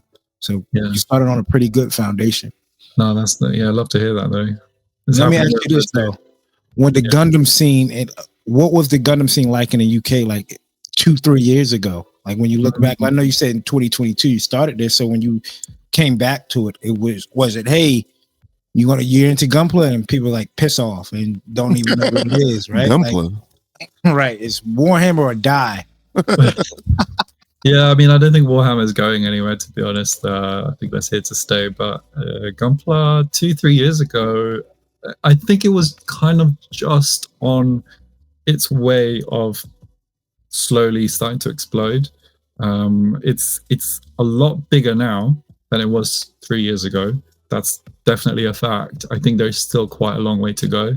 I still find when I go to conventions, for example, you get people who walk past like the booth and they'll be like, "Oh, what is this? Like, I've never seen this before." Or again, what I said about just being overwhelmed. I've seen this, but I'm like, I don't want to. This looks complicated, and that's when you have to kind of like talk them through it and stuff like that. But I think, and this is to my point. I think what I spoke about earlier. I feel like, because I think Witch from Mercury came out around. When did it come out? Almost 3 years ago. Yeah, it was like 2 years ago. Yeah, 22. I feel like that was a big pivot point for the franchise. I think it brought a lot of people in, or back in at least, or and put it on people's radars. And I think from there, it kind of like grew. At least for me, from my perspective, and at least here in the UK, that was the show that kind of brought more people in. I think what else? Yeah, it wasn't as big, to be honest. It just wasn't as big, and I think did the COVID boom, like because of COVID, did it make it boom? Because it boomed here because of COVID. Pre-COVID, Gunpla was you go to a convention, maybe 1 or 2 places had Gundam kits. After COVID, it's like how the Pokemon card game is now. Like it just blew up. You go to a convention, every booth had a model kit at it. Yeah. And every website started stocking it. Target started getting them. Walmart. So, did COVID help kind of like springboard that? You think? I think for the online, online shopping, 100%. There were again 1 or 2 people. Well, there is one retailer here in the UK who has been around for a long time, Gundam Mad, and for at least 20 years. But it was, and they were like probably one of the only, if not only online retailer that was around. And it wasn't until like COVID, where obviously everyone was inside, there was nothing to do, and then that's when slowly you see all these like new ones pop up online. So that was kind of like the start of it. But I feel like just post COVID was probably like when it really started to get pushed forward. And Bandai, specifically Bandai UK, have been pushing it very hard. They actually, when I first started the business, within like the first 6 months, I visited their booth during Comic-Con, and I went in there because I wanted to ask one of the staff members whether it would be okay for me to exhibit while they are there, like I'm not like stepping on their toes sort of thing. Yeah. And they were like, yeah, it's fine. And then another staff member actually walked past, and they were like, are you Rivals Corner? And I was like, yeah. And this was literally just 6 months in when I started the business. I was like, how do you know me? He was like, yeah, I've been following you on your Instagram. I was like, oh no. And he was like, and then that's kind of how the relationship started. So they're obviously now my distributor. But yeah, they've been really helpful to me. They hook me up with kits sometimes, free samples and stuff like that. I love that organic connection like that. Right. Yeah, it was all very natural. Yeah, nothing really forced. It was all kind of by chance that it all happened. So and now you are Bandai UK, like I said. Well, I mean, it seems like. Yeah, I think Gunpla is like the biggest, obviously, product, the biggest seller for me as a small business. But I also do like the other brands as well, like Kotobukiya, Good Smile, stuff like that. I really do like some of the stuff they do as well, even though opinions are a bit divided on some things I've heard online. But I see some really cool stuff as well, so I don't want to just isolate myself. Pigeonhole yourself to Bandai, which is a smart thing. Do you plan to stock some Kotobukiya stuff? I don't think. Sorry? Do you plan to stock some girl kits and stuff too? Kotobukiya, I've actually got a few things, but very, very small ranges. Actually, they're like little like maintenance robots. They're called Motoroid. No, they're not Motoroid. They're Kotobukiya. They're what they called. They have like this funny name. They're quite like rounded shape. Yeah, the round white ones. Yeah, like white ones. Yeah, utilitarian.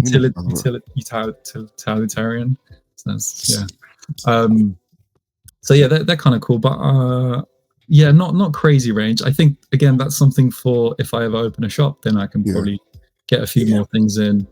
I'd love to get also like just scale cars, like scale model cars. I think that'd be cool. Like some planes, just like military stuff as well, but like not crazy range, but just a little bit, just to kind of have something for everybody. Something for everyone, really. Yeah. There you go. Yeah. That's dope.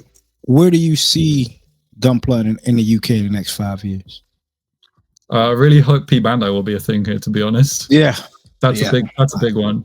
And I think that's a big push for Bandai UK. And I think I mentioned this before as well, but Bandai UK, it's really weird because they have to actually impress Japan in order for that to happen. It's one company, but it's a different division. It's a different region completely. So it's like they always have to report back into Japan. So, they're always constantly trying to impress. But the UK has been getting a lot more exposure, and I've actually met a few people from Bandai Japan, actually, really nice people, and especially at the launch of the Gundam based pop-up, that shop is a huge deal here. Like it is a massive deal. So for that to happen is a good sign. So I'm really hoping that P Bandai, like being able, how you guys you can just order it online. I hope that will be. That's crazy because I wouldn't even expect we just go on there. I can go on there right now, and the fact that some I was up there earlier before everybody got on. I don't have access to it. It's crazy. I don't want nothing. Yeah, that's crazy because I think where you want nothing. I think if that stuff was available here, oh my god, that'll get sold out in like 2 seconds. Instantly. It's crazy. Right. That's where you have to be like, don't get spoiled. Be humble, right? Even when we're at the Gundam base, it's almost like, in Austin could contest to it. It's almost like the same situation where we talk to people that drive 3-4 hours down to go to ours, and like, well, we don't have no shop like this. And he's like, damn, I have to appreciate the hobby towns, the Michaels, the Hobby Lobbies in my area where people only have 1 or 2 shops that have nothing. Yeah, like maybe 4 or 5 kits, and then you gotta like hope they get in the new kit, or it's strictly online, right? So just appreciate what you have. Yeah, it's funny because sometimes I am able to get P Bandai in, but it's not through conventional means. It's more of like asking a friend or a family relative who's out in Asia, for example, because I usually get it from Asia, to kind of like just do me a favor and just kind of like, hey, can I just get a few units of this and this, and then they'll buy it and then they'll ship it over to me. But the cost, obviously, like the import cost and everything, it just doesn't really make it worthwhile. So I think it's almost not worth it, to be honest. It's just more effort than it's actually worth. Yeah. So I think P Bandai, I think that would be a massive win. And then I think if that happens, I think then you can say that the UK has probably got like a good established like foundation of like just Gundam like presence in general. Yeah. Okay. Austin, take it away, buddy. The favorite part in being in the hobby, from a store's perspective, at least. Outside of the community, I know what we all. I knew you. Yeah, outside of like the community aspect, what's your favorite part of being in the hobby from a store's perspective? Like, hey, I get access to early kits. I know what's going on. Gundam card game. Yeah, I seen that you had that too. Yes, Gundam card game is an interesting one. It's actually a different distributor, so they're very protective actually of who they work with, because what happened was is that when Gundam card game launched, a lot of new people started signing up, started registering to buy stock in. So they actually stopped doing that, and they now only just sell to their existing customers who have been around for a number of years. So they're quite protective, and it's actually quite difficult to get a hold of card game if you're not a existing TCG retailer, which is really interesting. But in terms of other like perks, like honestly, Bandai does send me free samples sometimes, and it's great. It is great. Ahead of release. Nothing as of recently, but sometimes they would send me some cool stuff. I remember when the Force Impulse Spec 2 came out, I got it like a few weeks before release, because they just had some samples sent in, and that was a great kit. And I did so many like reels on that as well. It was so exciting. But also other perks is they hook me up with prizes and like goodies to give away as well to the community. It's just kind of like giving back to people, which is always really nice, because it's a two-way street at the end of the day. Right. People support me, and so I want to give something back to people as well. So, and again, it's just nurturing that. So what have you noticed in the shop? I was going to ask, what have you noticed in the shop that sells well? Are there certain lines of kits, or like a specific item, or to be honest, RX-78s definitely. Especially like the 2.0. That's always something that it's worthwhile having more of, because they always sell. And again, it's like this is people's image of Gundam. It's RX-78, so that's what they'll go for first, more than anything. But actually, my advice during conventions, especially when I meet people, is if you like the look of something, just go for that, because I might like something that you don't like, and you might like something that I don't like. So I don't want to So I'm like, just go for that. And I think find out for yourself, like when you start building it, whether you like it or not. Obviously, if they want a bit more like, stay clear away from this kit because it might not have the best like reviews or whatever. Because I obviously have a bit of that knowledge, so like maybe just kind of go for this instead. So Okay. All right. Speaking about reels, and this is what I want to get into. Talk about your setup, like your lighting, your cameras, what some tools you have. I know you say you freelance and stuff like that. What you shoot with? So I shoot with a Sony A7 IV. Woof. Yeah, mirrorless camera. It's a slightly older camera now. I think we got it when it came out, really. Yeah, I think it was like 2023. I shoot with the ACR2. Oh, nice. Yeah. That's a nice one as well. Yeah. But yeah, it's a workhorse that, yeah, I think I always say, like, with photography and video making and video filming and stuff, it's the body's good, but I think lens is more important. Almost get a better lens, and that, yeah. And I think also understanding lighting is incredibly important. You're basically painting with light when you're taking photos and videos. And speaking of lighting, one thing last year, at the back end of last year, I invested in was a studio light, like a LED studio light, like a professional one. I watched the episode with Dom, and I was the one who told him about the one that he uses now. But weirdly, funnily enough, I was actually, before that, I was talking to David Lucara about what he uses. And then he told me, and then I looked it up on Amazon, and I was like, okay, that's a bit too out of my price range. So I got something similar, a bit budget friendly, but it still does, an incredible job. And I also invested in a spotlight, like a spotlight attachment. I don't have it here; it's in the other room. But basically, it's really cool because you can kind of mimic sunlight with it, and you can change like the focus of it. It's really cool, and it comes with like these different like filters, so you can pretend like, oh, there's a window or something, or like some trees in front, or so you just kind of have like some cool shadow effects and things like that. And actually, the reel I posted today, I was actually using it. If you pay attention to some of the lighting, it's a bit broken up, diffused. So I have a plan right now, and I'm like, oh, you must have a window right here. Yeah. I want to get with you and talk to you behind the scenes about your lighting and camera setups and stuff like that, because it's always like, I do toy photography, and Gundam photography, and it's always hard to work with lighting, especially if it's not natural lighting. Obviously, like natural lighting, you want to get as good as you can. And but when people have, because you see people that take photos and you want to enhance your photos, and I always say, get lighting. Don't worry about the camera right now. You can always go get a budget friendly camera down the line.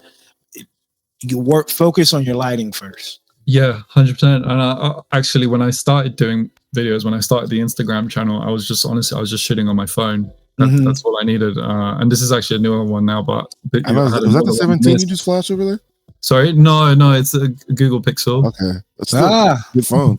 Awesome. Yeah, it's honestly it's solid. Oh, nice, yes, nice.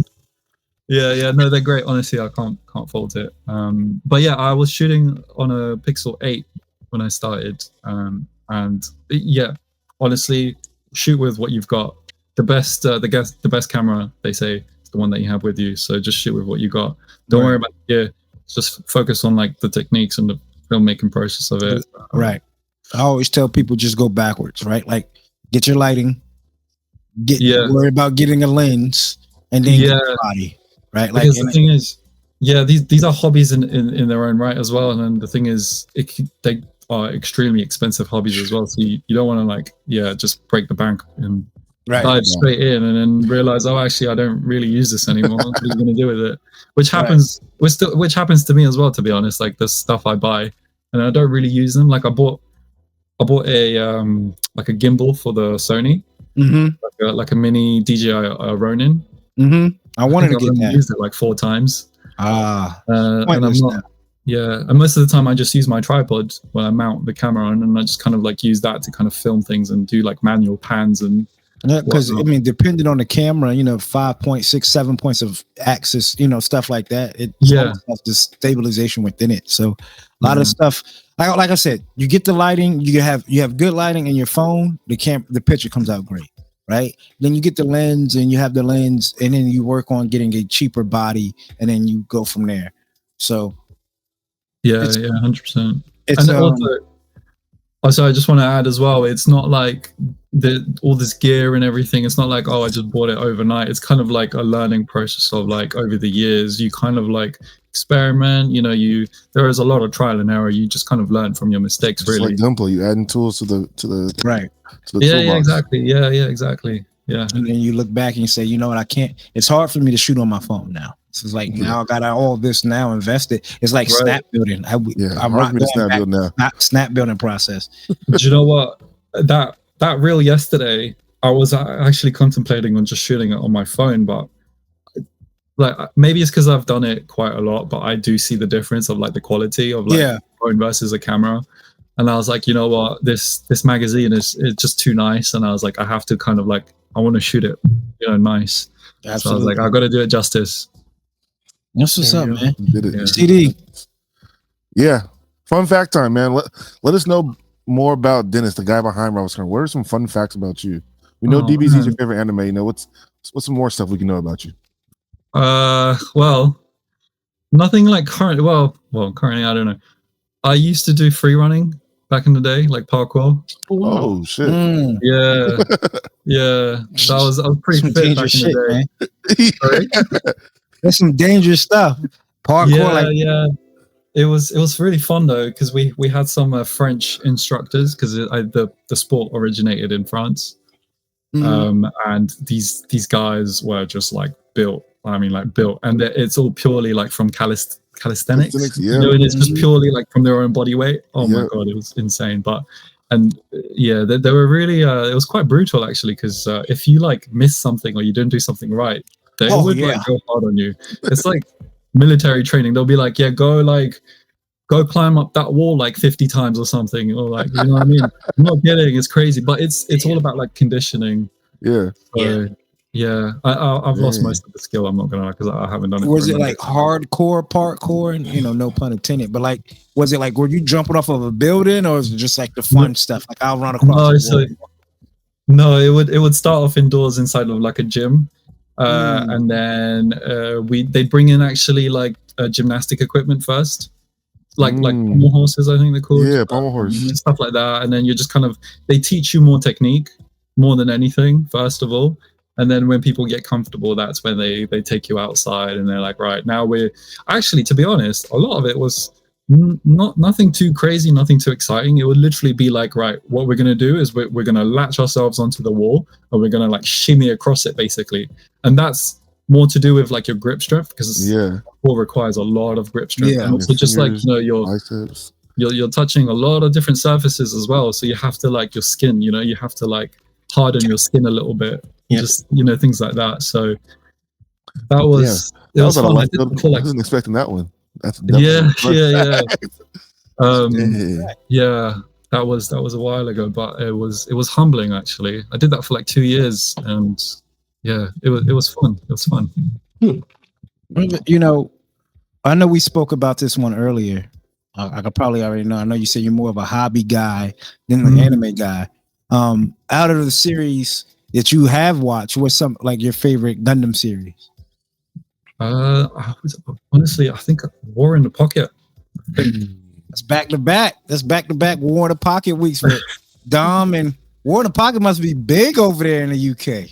Do you know what? I think it's one of the first series, I think, for me that felt quite real in terms of just switching the perspective of who it's coming from, and I think we all know that. I watched it dubbed. The reason why, usually I watch anime subbed, but I watched it dubbed because usually I don't really have much time to watch anime. That's the truth. But when I do it when I'm building Gunpla or when I'm building more. So I have it on in the background, and in order for me to just kind of like follow it, I have to have it in English. Yeah. Dub versus dub wins. Makes sense. But David Hayter voices not the boy, but the guy. Yeah, Bernie. Yeah, David Hayter. So I was like, wait, hold on. I was like, I recognize that voice, because I love Metal Gear Solid, by the way, as well. So I'm big on MGS. So when I heard that, I was like, oh my god, it just added again more fuel to the fire of like this show is great. So I think that's probably one of my favorite ones. I love Stardust Memories as well. Yep. Hey, that's one Coops too. I'm just old school, man. Hey, I like it too. Ain't nothing wrong with that. Ain't nothing wrong with that. Yeah, I love the GP like design. One of my favorite mobile suit designs, honestly. That the GPO1, like just the stock version of it. I love it. They really need to release like a 2.0. Yeah. Yeah. Austin, take it away, man. Yeah, what are your favorite who are your favorite builders? I'm sorry. Who are your favorite builders? Some people you get some inspiration from. Oh, I mean, I mentioned Blue Cara already, David. Honestly, incredibly talented guy. Gundam, and it still blows my mind to this day as well, because I actually watched the episode with him that you guys did, and yeah, he's not been in the hobby that long, and he's already like just absolutely smashing it. He's a monster. It's insane. Yeah, he's actually just posted his Osiris. Satria. Yeah, Satria. Yeah, we were talking about it this morning. Actually, he's super talented. I actually made a list of people, but do you guys know Cassie Labo on? Yes. On YouTube. Yes. Yeah. On YouTube, yeah. Unreal as well. His Wing Zero was nuts. His Wing Zero, unreal. EA Gunpla, obviously, again, really, really nice guy as well. And sometimes he'll leave comments on my Instagram. I'm like, oh my god, you left a comment on my. Oh, what is going on? Starstruck. The masters noticed me. Right. Yeah. Another one. So Ray Studio as well. Unreal. Yep. Like I think it's like a team of them. I'm not sure if it's one person. Yeah. I think it's a whole team of them, but unreal. But there's always one video that I always keep going back to, and it's the one where they built the aerial from scratch, and it's on YouTube, and it's like a 20-minute video, and every single time I see it, I'm just like completely blown away. Like he just like designs the whole thing. Like he 3D models it first, then he 3D prints it, and then he does everything else that comes after that to like build an aerial, like a master grade version of the aerial. Right. One of the most mind-blowing things I've ever seen. I'm like, oh my god, how? Yeah. And you know, Bandai is going to their researchers like, this guy built it in a cave. Right. Yeah. And also, just really quickly, I want to shout out. Of course. Sorry. No, okay, go ahead. Oh yeah, Otaku 225 Hobby on Instagram, I think. Mm-hmm. You guys, Oh yeah. Some really, really nice builds. Stevie is a weeb. I don't know. Yeah. If you guys He's a weeb. Yep. He's a weeb. Yep. So those ones. Well, Steve is a weeb. I follow. I love the style of content I think he shoots. Really, really cool. And I draw a lot of inspiration actually from himself and from Blue Cara, from their style of content. I try and incorporate some of that into my own stuff. And finally, Gil Kits. I think it's Gil Kits. It's friend of the pod. What did he just drop? That was the free. The free. Yeah. I was even ready to work on one, and I put that back in the backlog. Yeah. With him, I was really inspired by his aesthetic, just his general aesthetic of like incorporating like plants. Yeah. It's so nice. That down pat. Doing that. Yeah, hashtag gunplant. Gunplant. Yeah, gunplant. Yeah. So honestly, I love their work. And builders you got too. Those are some, and just people that in the community from all aspects. I mean, what we always say, man. I remember we had Blakara 7, David on, and we not only say we found him, but we located his page when he just had like 1,000 followers. And it was like, man, this guy, his work, he deserves a little bit more than 1,000 followers, and then. Boom. Just like that. And the same thing meet him in person too. Like right. That was awesome getting him a chance to meet him in person. And the same thing with like Gundam, like Dom, like he was like, man, this Alex is insane. He only had like 800 followers. Like, how does this guy only have 800 followers? And like not overnight, because I understand the process, but you're like, I'm glad people are getting the flowers, and especially somebody like you holding it down over across the pond. Yeah. Building it off a community first, getting your, spreading the roots. And really holding Gunpla down when people have the opportunity to do it, right? Like Gunpla has been around for a while, right? Obviously, but nobody has really claimed their stake like how you're doing in the UK. So we see you over here, man. Definitely keep it up. Keep up the hard work.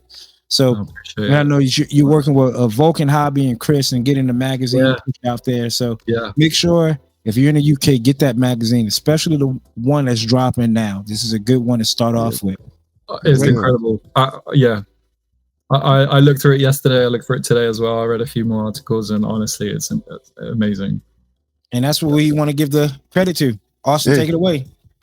Yeah, so vulcanhobby.com, who as you just heard, our sponsor who helps us out finding kitten, is a maker of the great Plamo magazine that is dropping soon. There it is. You can get your hands on that kit here in the US, at least, from vulcanhobby.com if you use the code TheUndergate10 to save 10% on your next purchase. CD, where do you get your paints, my guy? Yes. Shout out to Dom because he's now using them. Dennis, try them if you haven't. SMS paints. Oh, does he have some? I've got some, yeah. He's got some.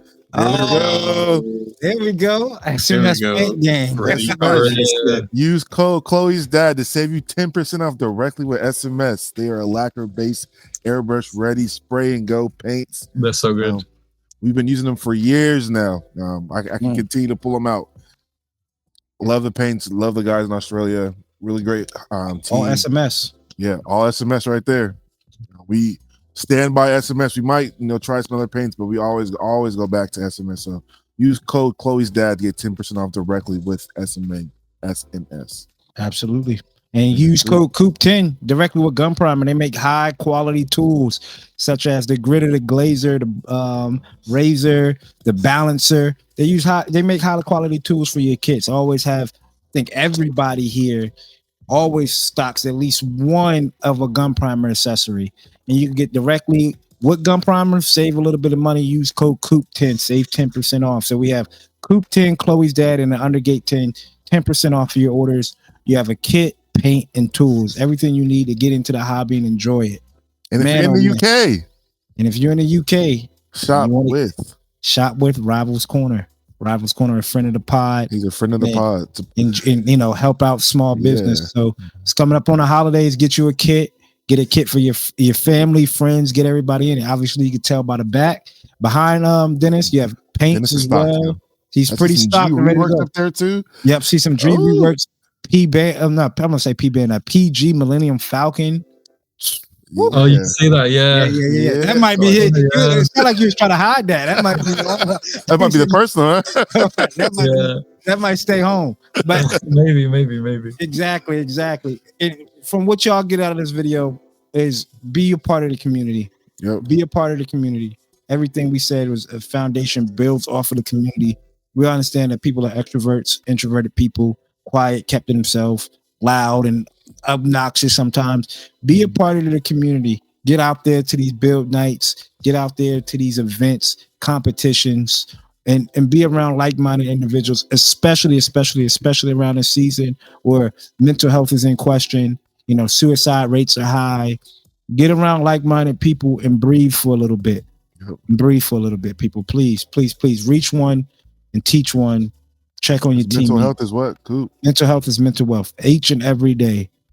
Yep. That 2-second decision makes a lifetime impact, and you don't even know it because you're gone. So reach out, check on your teammates each and every day. I'm Coop.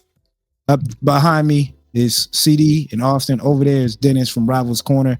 168 hours down, another 160 hours to go. Until next time, people. Peace. Deuces.